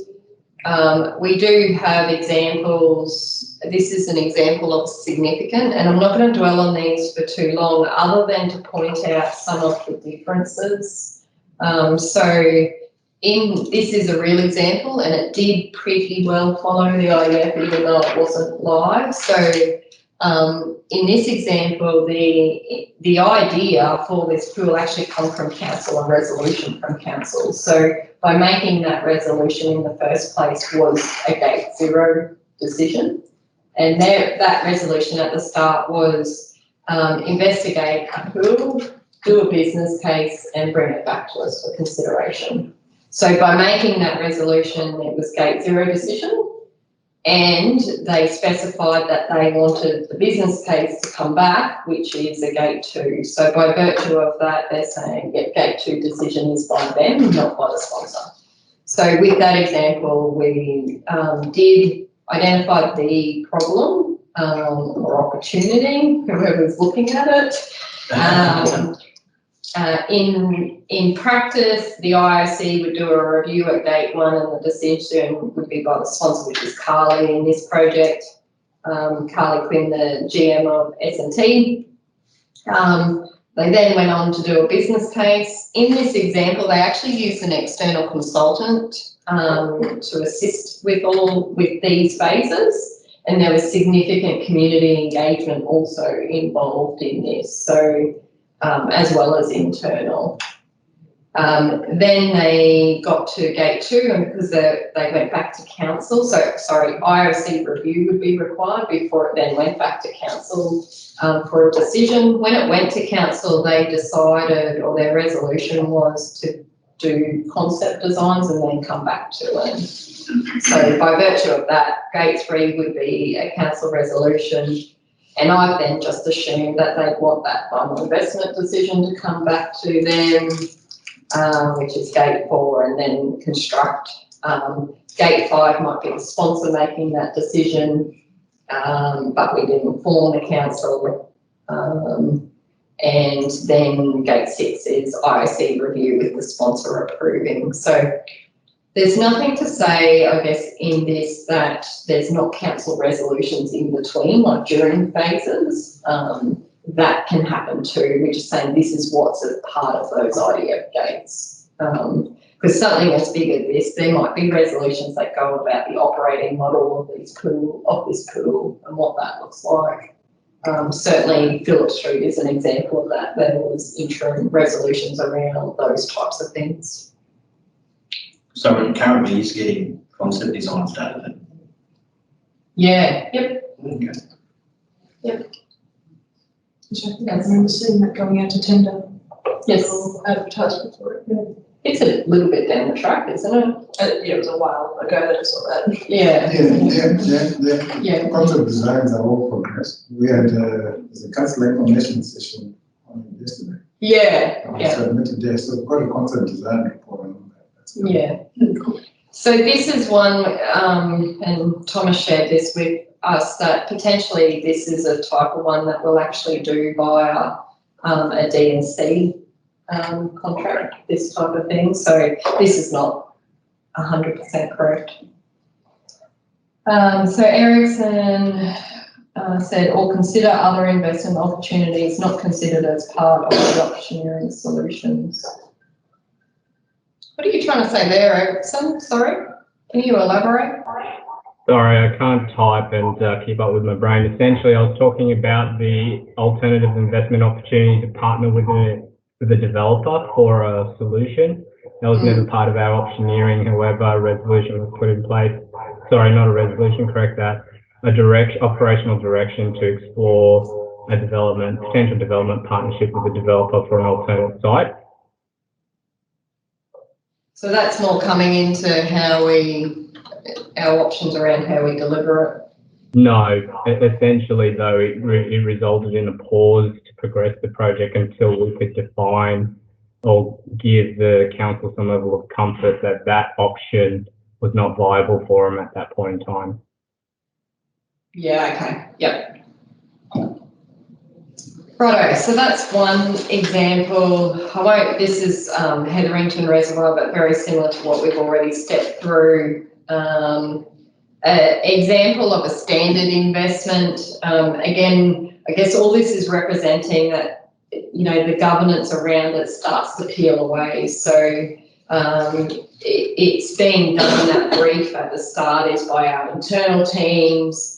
The line manager is deciding zero, gate 1 decision's not needed, and then it's just the sponsor that steps it through for the rest of the way. And so being very conscious that red tape is not something we're just on purpose trying to tie these up with. It's for genuine reasons, but not being over the top where we don't need to. So again, AO1 sewage rising main failure, where we have our rising main sitting on the abutment of the bridge at the moment. Obviously that was an urgent thing that needed to be addressed. We didn't plan for that. If it was going through IDF, then this gate 0, this establishing gate 0 would happen in parallel to the select phase where engineers are investigating and looking at what we're doing. But then the decisions are there at the different gates to proceed forward with the whatever option we end up going with.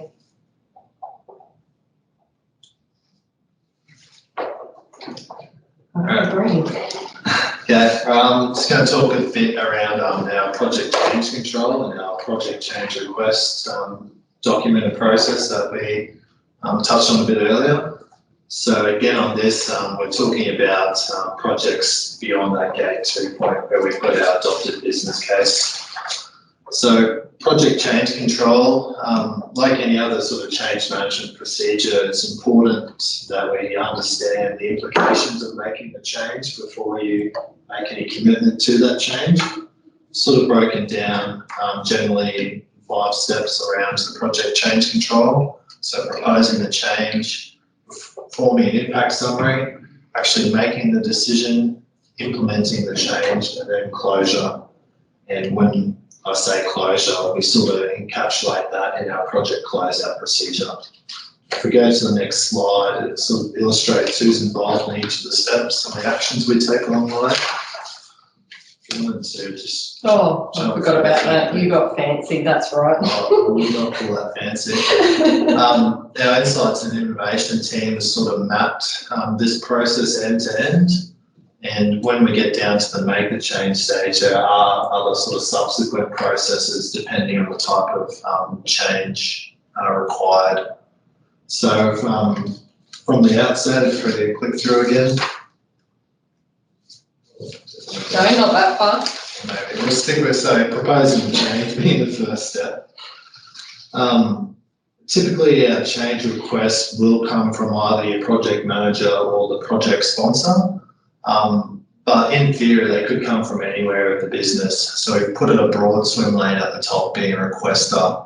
We've got an example of that recently with our Green Dean Street footpath works. One of our rates officers saw the works were happening and made a request through our construction lead of whether they'd consider replacing the water meter lids at the same time, as they actually posed a bit of an operability risk because they were rather heavy for the water meter readers. So being mindful that that person or whoever it is in business may not have the wider understanding of the project objectives and scope. So we've structured our change request form to give them the means to provide just the minimum information needed around what change they want considered, which is in this section A. So if known, they can populate the project number, name, and typically the requester will be someone who has some familiarity with the project, but then just provide a bit of a description around what change that is being requested on it, and as well what parameters of the project it's actually impacting if that's known. So at that stage, right, it would either be the project manager or the sponsor only, though. Well, in the other example, so yeah, that came to the project manager. Yeah. And then they fill out our project register with that and then further articulate the details of that change. Yeah, because by that stage, they're the ones that are notified first, and they'll be the only two that can put the changes in, I imagine. Yeah, that's right. Yeah. So the sponsor ultimately holds the delegation over the decision, but the project manager is doing the legwork to understand what would be the impacts and benefits of not doing or doing the change. So yeah, section A is that minimum requirements. Yeah. Got two. Click through. Our process map that then goes to the project manager, and they'll populate a project change request register, which is a new template in our framework. And that just captures the history of change on our projects and allows us to track that change and that decision through and get a unique ID for that change. So we're also looking at the moment of whether, because this project change request is the trigger to change the business case, and looking at, we're probably going to have a summary table that sits in IPP itself that captures just really basic, not this to this detail, but that sits in IPP as well, so we know what change requests have been approved in that kind of one source of truth. So it lines up, I guess, of where there's been a change to the business case, we can see the corresponding change request as well. So does it also link to the variation that's then issued? So it's not that smart yet. No, not always, but then again, there's some change components that don't have budgetary or contract variation implications, so sort of necessary as a standalone. Next one. Ideally, it would. Yeah, at some stage, probably. Yeah. So the impact summary. So this is performed by the project manager, and it's also relying on other stakeholders of the business. So you need to know what are the implications of impacting that change, and to do so, you might need to engage with your design lead, procurement lead, construction leads, our funding liaison potentially, to understand what would happen if we did implement the change. Stakeholder engagement at that stage as well. It's informed probably by a stakeholder list of who you might need to talk with. We haven't done, there's no sort of one size fits all rule. It is really relying on that PM being a bit switched on and knowing who's involved or who might be impacted by those changes. The section B of the form gives them the means to further articulate from the requester's details of what that change actually means in terms of their project. So it might impact on the objectives, scope, deliverables, budget, our scheduled milestones, or it might be a quality requirement of the project. And often some of these will go hand in hand. So it might be a request to extend our length of footpath that we're renewing or something, and that would obviously, or in most cases, will go hand in hand with a budget increase and a schedule extension. Within the section B, it allows the project manager to give a bit of details around the current project status and health. So it may not always be wise to accommodate or accept a new change if the project's already struggling with scheduling or other issues. So the schedule in here just allows the PM to just provide the difference to what the current baseline acknowledges and then what the change impact actually is. And then finally, before it goes to the sponsor, we want the PM to have a bit of onus on, again, not just putting every decision up to the sponsor, to actually have a bit of thought and make a recommendation around whether they'd support the change occurring or not. We might have some frivolous request or something that represents gold plating, and it's important that we don't just have a carte blanche approach to allowing all those changes to occur. So the PM makes a recommendation through this form that goes to the sponsor. We've also got a table for consultation, and this is where we want to see evidence of who's been actually approached and consulted on the impacts of the change. So if there was something that was going to require a design change or impact on the design once it's in that execution, you should definitely be engaging our design lead and whoever's RPQ of that design. So there should be evidence that that person's been engaged and they've actually endorsed the impacts of the approach. And then it's no different, like at the environmental side, if that one triggers a change, that, showing that it's gone through the relevant teams. And something so much as, or as simple as a minor schedule change might have sort of other intended impacts elsewhere in our portfolio. So we might have to liaise with our capital works scheduler to ensure that we've got the resource availability to implement the change, and that there are other unforeseen impacts elsewhere. Quickly. So next part is actually making the decision. And next slide again.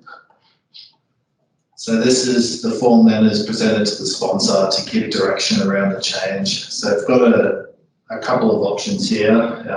Might be to approve the change. It could be partially approved in terms of if it's a scope increase of another item, a couple of items, they might only allow some of those deliverables to get added to the project, or it might be conditional approval on some other terms. If that's the case, then the sponsor will typically provide that advice and the further information in that comment section. Beyond this, based on the decision, it goes back to the project manager to update that register, then also notify the requester of the outcome of that change, whether it was accepted or not. And then we get into the making or implementing the change. So depending on what's impacted, there's a number of these offshoot processes that we talked about. If it's something that gave rise to a contract variation, there's tools and processes within the contracts and procurement teams suite to manage that change. If it's a scope, budget, or in fact even a schedule change, that impacts on our overall capital portfolio. And through our monthly reporting, it'll go through our Works Program Reporting Officer and then to our capital portfolio working group. And they'll look collectively at what the impact that might mean to our overall resourcing plan, our financial year budget, and other components of that capital portfolio. Beyond that, the project manager then updates their PMP to reflect the new baseline of that project. And yeah, IPP is updated as well to make sure that that business case is, I guess the point of this is the business case is getting updated when the change happens, not doing what we've done in the past where we go, oh, we're going to build a budget, let's make sure we update all our bid documents. So yeah, if you haven't picked up the old bid document, is replaced by the business case.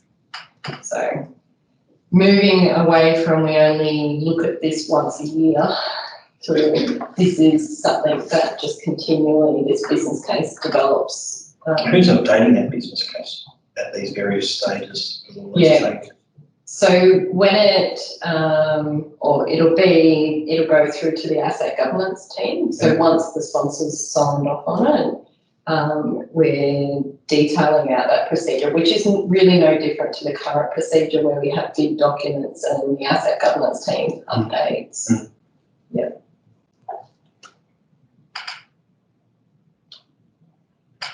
So yeah, similar to the other slide, the documents relevant to this process can be found on our PMF connected page, which again is sort of just the front end link to the actual document in ECM.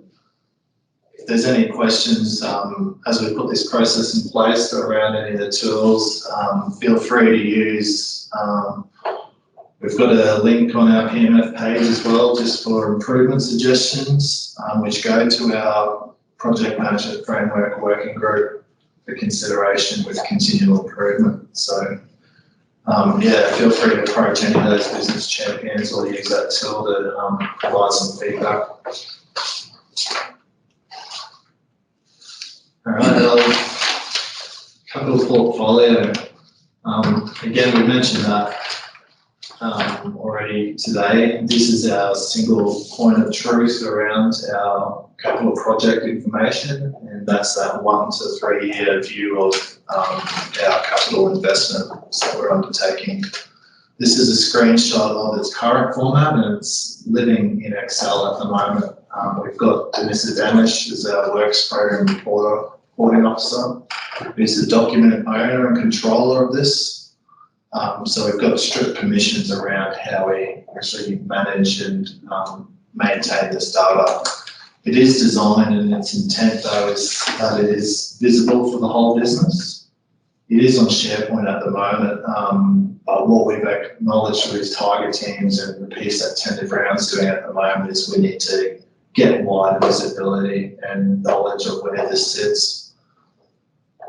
So it contains a number of attributes from the business case and then from the project itself, as well as a bit of updates on project progress, health, and how we're tracking from our cash flow forecasting perspective and our milestone dates. So that collectively rolls up to a portfolio view of our works, which the capital portfolio working group can then make decisions upon. Collectively, with that cash flow forecasting, that enables us to make that financial year budget decision. And it's really just that snapshot of our next 12-month cash flow forecast, which goes to council at that point in time. And there's mechanisms through our working group to adjust that budget and the schedule in general. So it's really sort of a living portfolio, and we manage and have flexibility around how we reallocate funds between projects to accommodate changes to the projects. Okay, question. When IPP is automated, semi-automated, it's not fully automated, I got in trouble from the Tech One consultant on that, in the future, how will this spreadsheet be updated? So from my perspective, we can set up when, say, an approval happens at a gate, we can set up in that workflow a notification to be sent to the works planning scheduling mailbox or wherever it needs to go to say, hey, there's been a change, you need to update. So that's probably its simplest form, as I can imagine, Brooke. Yeah, in most of those changes, there is that separate process around adding or amending the capital portfolio. So most of those changes, if it has a schedule or budgetary impact on that portfolio, we'll go through, will be picked up in our monthly reporting, which goes to the program reporting officer, and then go up to the working group. So that's sort of flagged through that continual monitoring of our projects.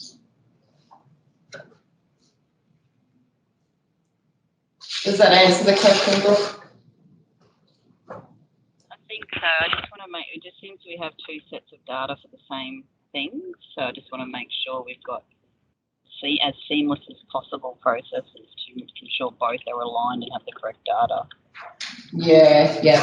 Look, it is something that is also being looked at options at the moment about how could we shift the capital portfolio into Tech One effectively using the current IPP system, so that we're using the same data and we're only having to enter it into one place. But that's decisions around if that's to happen or what that looks like has not been made yet. So I know Sarah's just looking at what are the possible options. So. But yeah, it's a risk we'll hold when we start this, and we just got to be aware that it sits there, and we've got to have two sets of data operating that overlap. So who's accountable for its day-to-day operation? So that sits with the works planning scheduling team at the moment. One of the key members being Janissa is that works program reporting officer. Decisions around that portfolio, though, do flow up to the capital portfolio working group, which is a group that's only recently been established.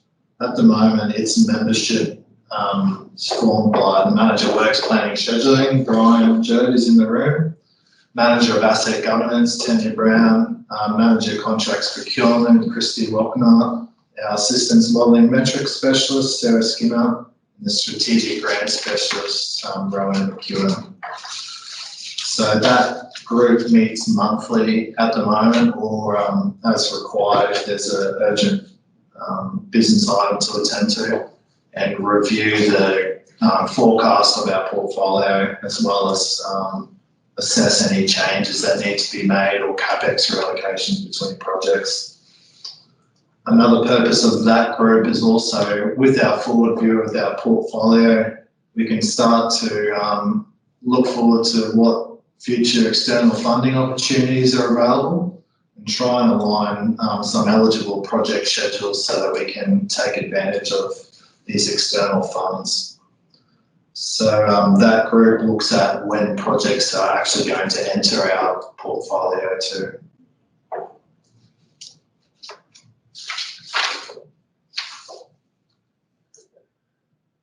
Which is what I just said. I was just going to also talk about, we had the urgent projects previously, which is one of the categories under the IDF. By their nature, they do need to enter our portfolio rather urgently. We don't have any visibility of them coming, but we need to look at how we shift our resourcing and our budgetary impacts to accommodate that entering our portfolio. So they've progressed through the capital portfolio working group as well. But really the options that group consider are probably more limited. It's not so much can we not do it, it's what other works may have to be deferred, or how do we actually get the additional funds now to allow us to do the work required for these urgent projects.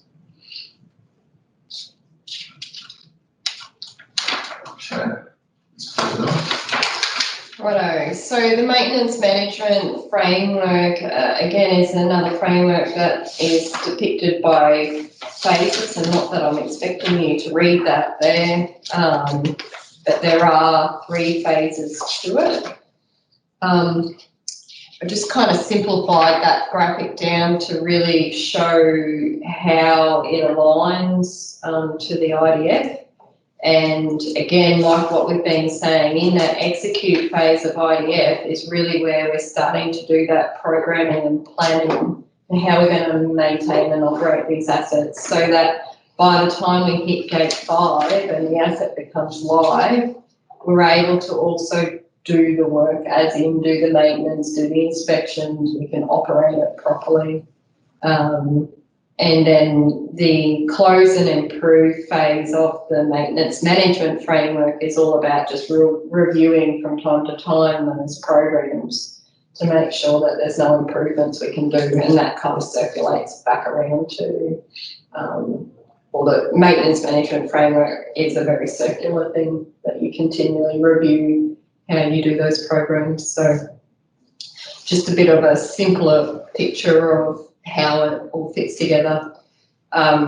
We understand that maintenance management framework is kind of in its early stages, and you probably haven't heard a lot about it, and there definitely will be more that comes from that, with them starting to develop, I guess, kind of like the documentation similar to what we've done with the IDF. That's just starting with the maintenance management framework to get a little bit more detail and rigour in that. And again, it's a framework, so there's a whole bunch of things that's in it. It's not just a picture or a flow chart.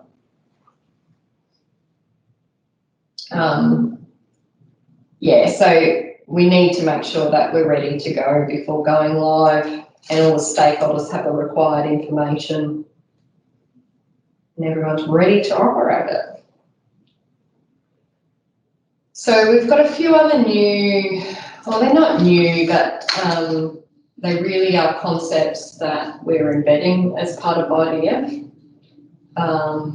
One of them is around our cost estimates. So as we've seen as we go through these phases, it's all about getting that more confidence in the cost estimate every step of the way.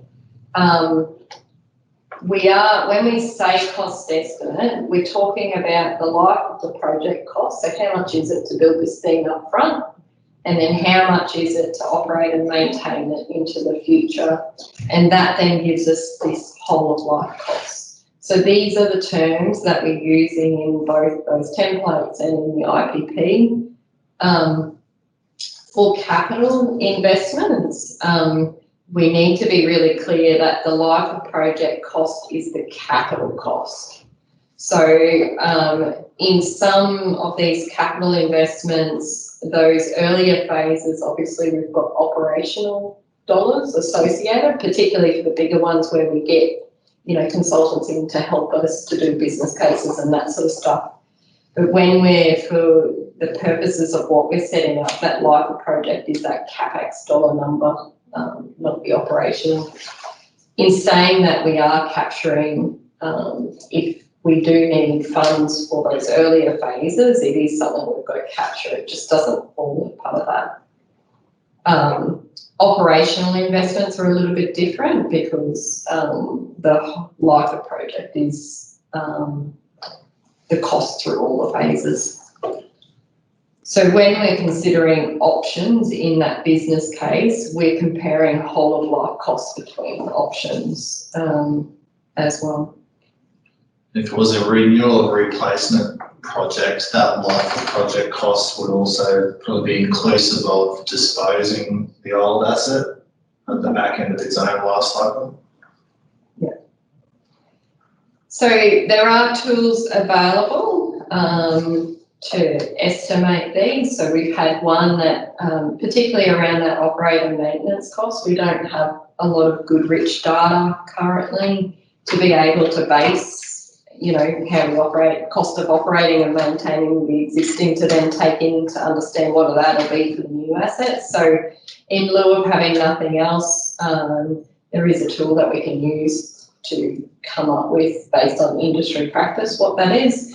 Obviously, it's not it's not completely accurate because levels of service that it's based on compared to what we have might be different, but for all intents and purposes, it's a starting point to help us to get that decision making to be about that whole of life cost, not just going, well, this is the cheaper option to build now, not taking into account that it's 10 times more expensive to operate.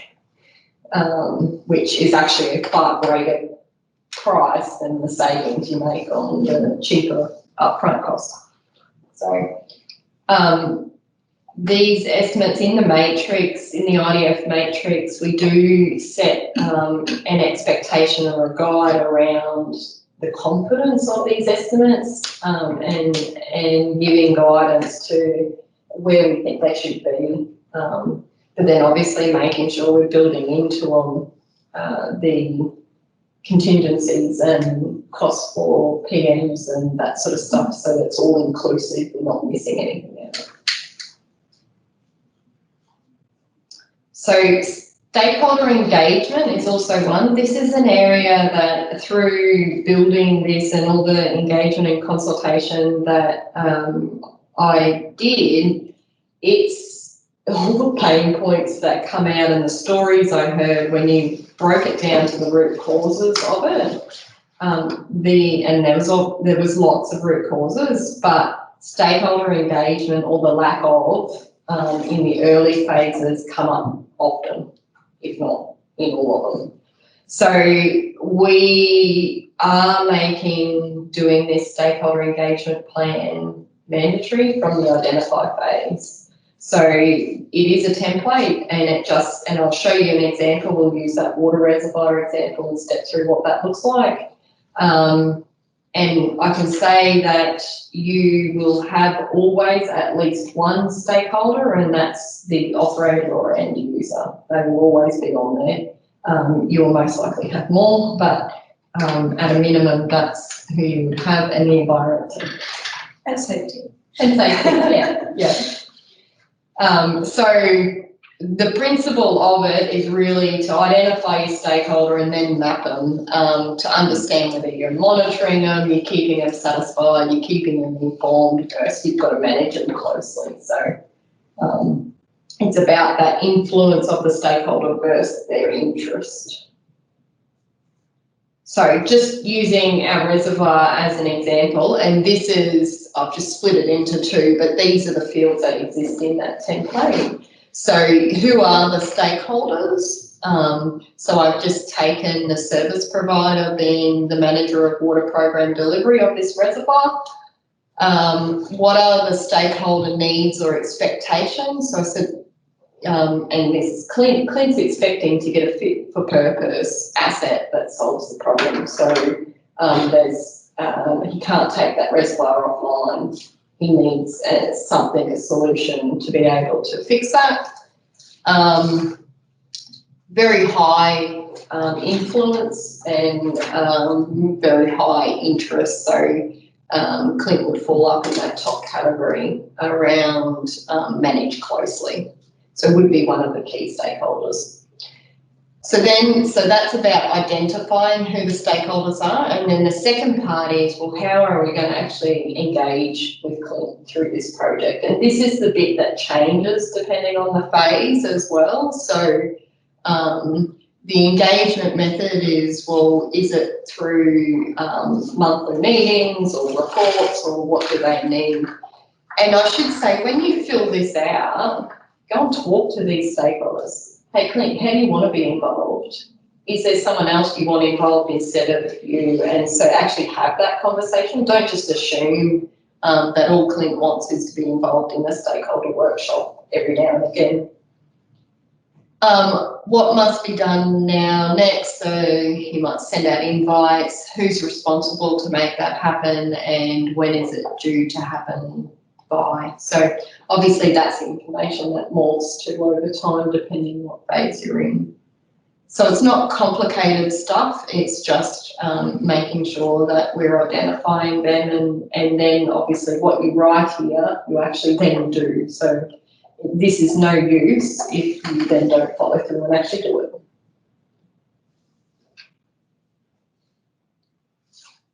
So risks and records. This is a big thing, and linkages that the IDF has into these processes and existing standards. So all risks are to be recorded in Beacon. Beacon is our system that has been adopted to support the risk management framework. And there's two types of risks we're looking at through the IDF, and one is risks of not doing the project versus those project delivery risks. And obviously in the earlier phases we're looking at that risk of not doing the project, and then what's the residual risk if we did do it. And then as you get to the later phases comes in those project delivery. Oh, sorry, I should have mentioned in that stakeholder engagement, it is looking at internal and external stakeholders. It's not just internal only. What we record in IPP, so those that are familiar with the big documents that we used to have, we used to get you to risk assess in those actual big documents. With Beacon coming online now, the idea is that all the risk assessment happens in Beacon, so against each of the consequence categories. What we're asking to get recorded in the business cases now is just that risk rating, so the overarching likelihood and consequence in the rating for your inherent risk, and then the residual risk for the risk of not doing the project. So we don't want to double up as such in all the details. We just need that summary information, and we'll capture the Beacon ID and that sort of stuff so people can go and get more information if needed. From a records management perspective, ECN is still our records place, and we need to be using it. There's no different. We need to meet those legislative requirements. I know Brody's working through, we use Teams or the SharePoint for these projects at the moment. So how do we make sure that all that project information is going into ECN and at what points in time? I don't know if you want to say any more about that. So Lisa, yes. Can I just comment a little bit further with Beacon? Yep. The way project risks work in Beacon is that every project, the codes from the IPP and from Tech 1 are in Beacon, and we regularly refresh them. So you can link each risk you identify for your project should be linked to that specific project ID, and then you can run reports on that out of Beacon quite easily as well. Yep. Which makes it really cool that we're using, again, that one identifier in all these systems. We're not having multiple. Yes, that's a fair point.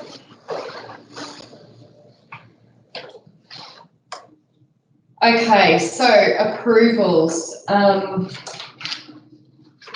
This is probably one of the big areas from a behaviour and culture area around how we approach approvals on our projects.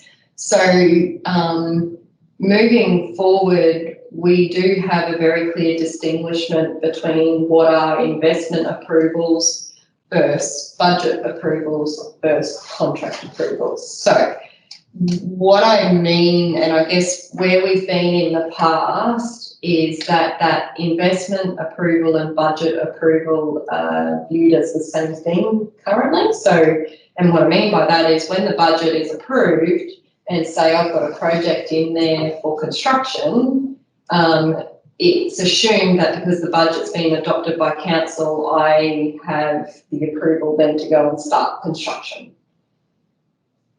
The issue with that is we may not have yet quite finished, you know, all the intended detailed design that we want to get done, and no one's made that conscious decision to then go. So what we're, and I'll use a couple of examples. There's three situations of how this might play out, and I'll walk you through those examples to show where we're moving to, in the fact that no longer just because council adopts a budget means you have approval yet to go and spend that money based on the IDF gates. The other thing though, we were sort of arbitrarily adding a gate on all our projects at June 30 every year, where that investment decision, that budget decision were tied by going to council. So all our projects ground to a halt, no matter sort of before they enter the next phase, couldn't start till that June 30 point had been reached and we got the budget available for that next phase. So what that meant was all our projects then falling on the same delivery life cycle, and that caused resource constraints, particularly for our procurement team, and we were inevitably doing most of our execution and construction works in wet periods of the year. So our systems didn't really allow us to build this pipeline of work in our portfolio and have flexibility around our investment decisions. So if I've got three examples, as I say, of three different situations, and I'll just use them hypothetical here, but so if we get a gate for approval on the 1st of March this year, we then have a look in the 2021 financial year budget that got adopted by council, and we see that there's funds that are available to start the execution phase. So we've got funds in the budget, we're good to go, and then we can start the execution phase. Then we move on, we do the RFX form for contracting processes, get the approvals on that, and then we end up awarding to a contractor. So that's an example, that's a neat and tidy and good example where the budget approval happened prior to that investment approval. So even though there was budget there, we still needed to wait for that gate 4 decision before we can go and spend it. And then the contract approval then comes afterwards. And in the best case world, I suppose that would happen for most of our projects because our schedule and portfolio assumes they will flow continuously through each gate and proceed on the sponsor's direction. So the next situation is, I guess, a little bit of the reverse. So this is where we get gate 4 approval in the 1st of March again this year. We look at the budget and we don't have budget to start the execute phase in the 2021 financial year. because we might have made an assumption that we wouldn't be ready, so the schedule has it out in the following year. So the process is to go to the capital portfolio working group for budget reallocation. They would then look at the portfolio and see whether there's projects that there's savings or they can move stuff around, or there's been scheduled delays on other projects, which means this one could come in or budget can be reallocated. So let's assume the budget does get reallocated. The project then can move on to the execute phase, and then they go and get their approvals and RFX for the contracting processes, and then the contractor can start for the construction. So that's an example where the investment approval happens first, then the budget, and then we do the contract. So the third situation is where we get our investment approval, so gate for approval, 1st of March, same again. We have a look at the budget, there's no budget. We go to the capital portfolio working group for budget reallocation, and this is where it changed. They say, no, we can't allocate budget for whatever reason, there's nothing out to keep our bottom line, we can't reallocate it, it's too big. There's all sorts of, I guess, reasons. We don't have resources to actually continue the PM on this right now. So in that case, the project would then have to hold until the next financial year budget's adopted, in which case, obviously, they would be based on the schedule putting forward the money for it. You could then start the execution phase in July of that next year, and then you get your contract approvals. So there are situations, I guess, where depending on how much budget you're seeking, that potentially you would, like it might trigger a budget amendment, which is actually going back to council for a decision. And that might be where it is, we want more, I guess, more capital funds than what was maybe adopted in the initial budget on the whole capital portfolio view. Okay. Sorry, can I ask a question? Yeah. When do the executives, where do they come into reallocating budget? We say in the capital working group makes these decisions. Where does the executive team come into that? So at present, out of that working group, there's a paper that comes from that meeting which goes to the executives, which informs of any changes made to the portfolio. But ultimately, as it stands, that working group can provide that decision to reallocate those financial year funds and decide when these works come in. Do the execs give that power to the working group? What's that? Sorry, Brooke, say that again. Did the executives give that power to the working group? Who decided the working group had that power? I think that was just the process that I'm not sure who Tanya sought advice from a government's perspective around those delegations, but that's what's been arrived at. Right, isn't it? Yeah. Isn't that budget reallocation only like that can be worked out by the capital working group while it's still underneath the allocated budget? Didn't it only go to the executive group once it was above the already allocated overall budget? Yeah. I thought they were the two differences. That was my understanding, because then we could decide which projects we then took money from or postponed or whatever, and that's how that decision came about, I believe. We can seek some clarification around that, Brooke. Let's take that one offline and work through what that is. And yeah, I was going to say probably as an offline, and to be frank, it's probably got more to do with the budget management corporate standard, which is just about to commence review. Absolutely. Okay, so we've talked about Tech One and IPP. I'm not sure how familiar everyone was with it, but just a really quick step through. So that it sits in this icon on your desktop called Tech One SaaS. So when you click on that, this is the screen that pops up, and it does sit under over here, so the corporate enterprise suite.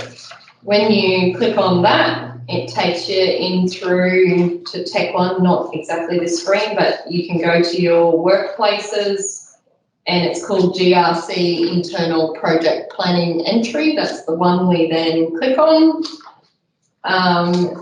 This is the main screen of IPP.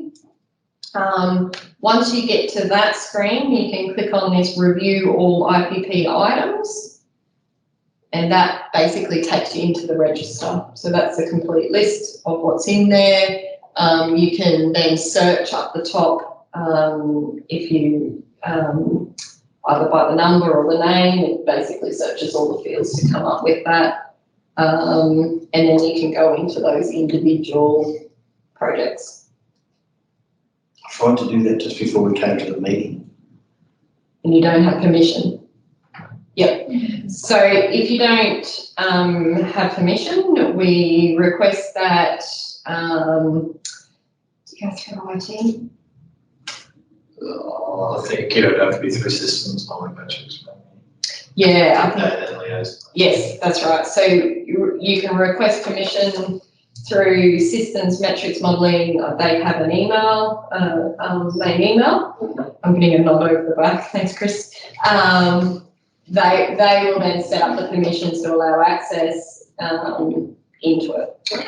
And it's, at the moment, it will only be view only access. There's no editing ability other than the specific people like asset governments who have that ability.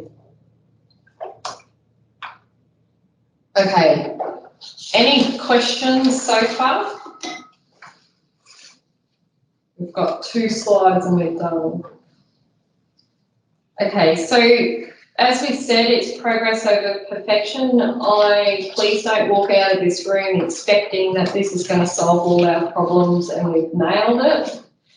As much as I think we've done a good job, there's always things. So what we're doing, well, the things we've already identified that has to happen, we know we have to monitor and improve both the IDF and the PMF. We've set up in both the connected pages ability to send through comments or submit ideas for how you think would be improved. In the PMF space, there is a working group that will look at that and meet and look at changes. In the IDF space, we're identifying IDF champions, so people who have grasped onto this and can help in the business to embed it. But then the governance team will utilise those people to work through where there's been issues and how we might resolve them. As an extension of that, we've also, the IDF corporate standard has a review period of 12 months on it. So typically they have a 3-year period, but we consciously knew that this is something new that we've needed to bring that to a shorter period. And also knowing over the next 12 months, we're going to bring online the operational investments. So just that may trigger some changes to that corporate standard as well. And on that note, operational investments will come online, so we're starting those conversations of how does that look, and it's looking like where possible they will align exactly like capital do, so it'll be similar processes and thought patterns, so it makes it really simple. The bottom 3 are more technical side, so we all know, or most of us know, in the IPP there's a number of legacy projects or projects that already exist in there. We have a low level of confidence, I guess, of that IPP in a total, because we know there's projects in there that we don't think are needed, and there needs to be a review of everything in there. And that allows us then to start, I guess, on that journey of looking at that 10-year program and being really confident what's in it, and we're able to actually afford to do what's in there. So at the moment, when we come to do the long-term financial planning, they use the IPP and what's in there, but we know right now what's in there is not affordable. We can't afford it. Do you just archive that for now, or do you do with it just? So it will remain in there. So that IPP data cleanse, that future action is about going through everything that's in there. No, the level of legacy projects or specifically referred to. So what exists, so when I say legacy projects, that's what exists in IPP. So they're kind of like existing projects. They all need to be reviewed to see if they stay. If they don't need to stay, then they can get removed or archived. Archived is probably the better word. Is it a future idea to link those project numbers? It's got the costs and the forecasts. Is it a future wish to sort of link that to the schedule? So you've got some idea when they're actually, instead of 21, like 21, 22, is they're actually, because they get programmed in by algorithms for when they're going to start and whatever. Will it link at some time to a schedule? Yes, so in the IPP, by how we structure where the finance, like the values are, we actually put them in years. So we might have 50 grand for concept design or that select phase in 25, 26. And then detail we might have in the next year and construction the next year. So that really high level of programming as such happens in the IPP already to give, and so, yeah. So I guess the IPP data cleanses, there is a piece of work that has to happen over the next 6 months. What that looks like and the level of detailing that, we're not sure. We're working through that. Then there's another piece of work which is about every year as an ongoing BAU for the capital portfolio, year 4 becomes year 3 and enters. So what does that look like in terms of making sure that those projects that are in year 4 do need to go ahead? So some or a lot of our projects are based on models and that sort of stuff, or forecasting what the demand might be. So they may not necessarily have to happen. So that's one piece. That then kind of starts to set us up around this prioritisation. So we do have a model now that we're using. We know it didn't really help us in this last budget build. We know there's gaps in it. We've heard from the ELT they're not happy with it. So it's an area we've got to review what that model is and come up with another one and or revise it and then apply it. And so with those two things, so having confidence in IPP and that prioritisation, that allows us then to look at that 10-year view better. And then benefits realisation is another one. We're only just starting to use that language and look at it. We now have a template, but we don't really capture it in any system. So that's a space that's going to grow and mature.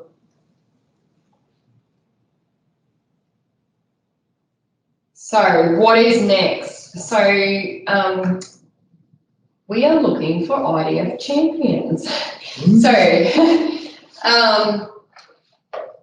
the intent, I guess, is that everyone becomes IDF champions. This is something that's not just done by a select few people. IDF is about it being the way we do stuff in this business. So, however, to embed it and get us to that point, we really do need to rely on support from these people who have picked it up, I guess, quicker or have a passion about it. To help that embedding process in the business. So at the moment, the Select the Right project that I've been leading, all the people that are in that project are going to be our first IDF champions, I guess.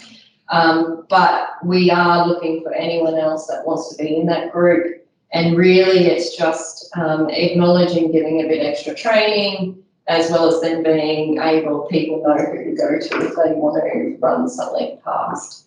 So if you are interested, can you please send me an email, and then I can include you on some extra information in a couple of weeks' time. Or if you're just curious or a bit more info about what it is, then talk to me. We go live 1st of July, and we're very much on track for that. Any feedback, improvement ideas are bio-connected, so please send it through. Any feedback, direct. In the meantime, just come and talk to me, tell me what you're thinking or what's missing or what you want even prior to going live. That cleanse of all those old legacy projects you're talking about, what's the timeline on that? The first part of that cleanse is by December this year. What we're working through is how much detail we're going in, and are we doing the full 10 years, or are we just looking at the kind of first 4 years? Yeah. So that's the detail. Also weighing up with how do we resource it. We all know who's been a part of the IPP bid updates. It is a big. It's heavy. It's heavy. Yeah. So how do we resource that? And so we've got a meeting next week. I'm just pulling together some possible approaches and what that resource impact is at the moment, to then try and then have a discussion around what it looks like. And really focusing on, well, what's the problem we're trying to solve by doing it, to make sure we're not throwing resources at something that we just really we shouldn't be doing. So, yeah. So, any questions? Any comments? No, good job. Did you have anything further, Brody? No, that's about it. Again, I think, we're going to make this whole slide pack, I think, available even as sort of individualised modules for the business. Some applying through Almo courses, and again, Celeste and myself and other members of the project team and working groups are available for further questions as well.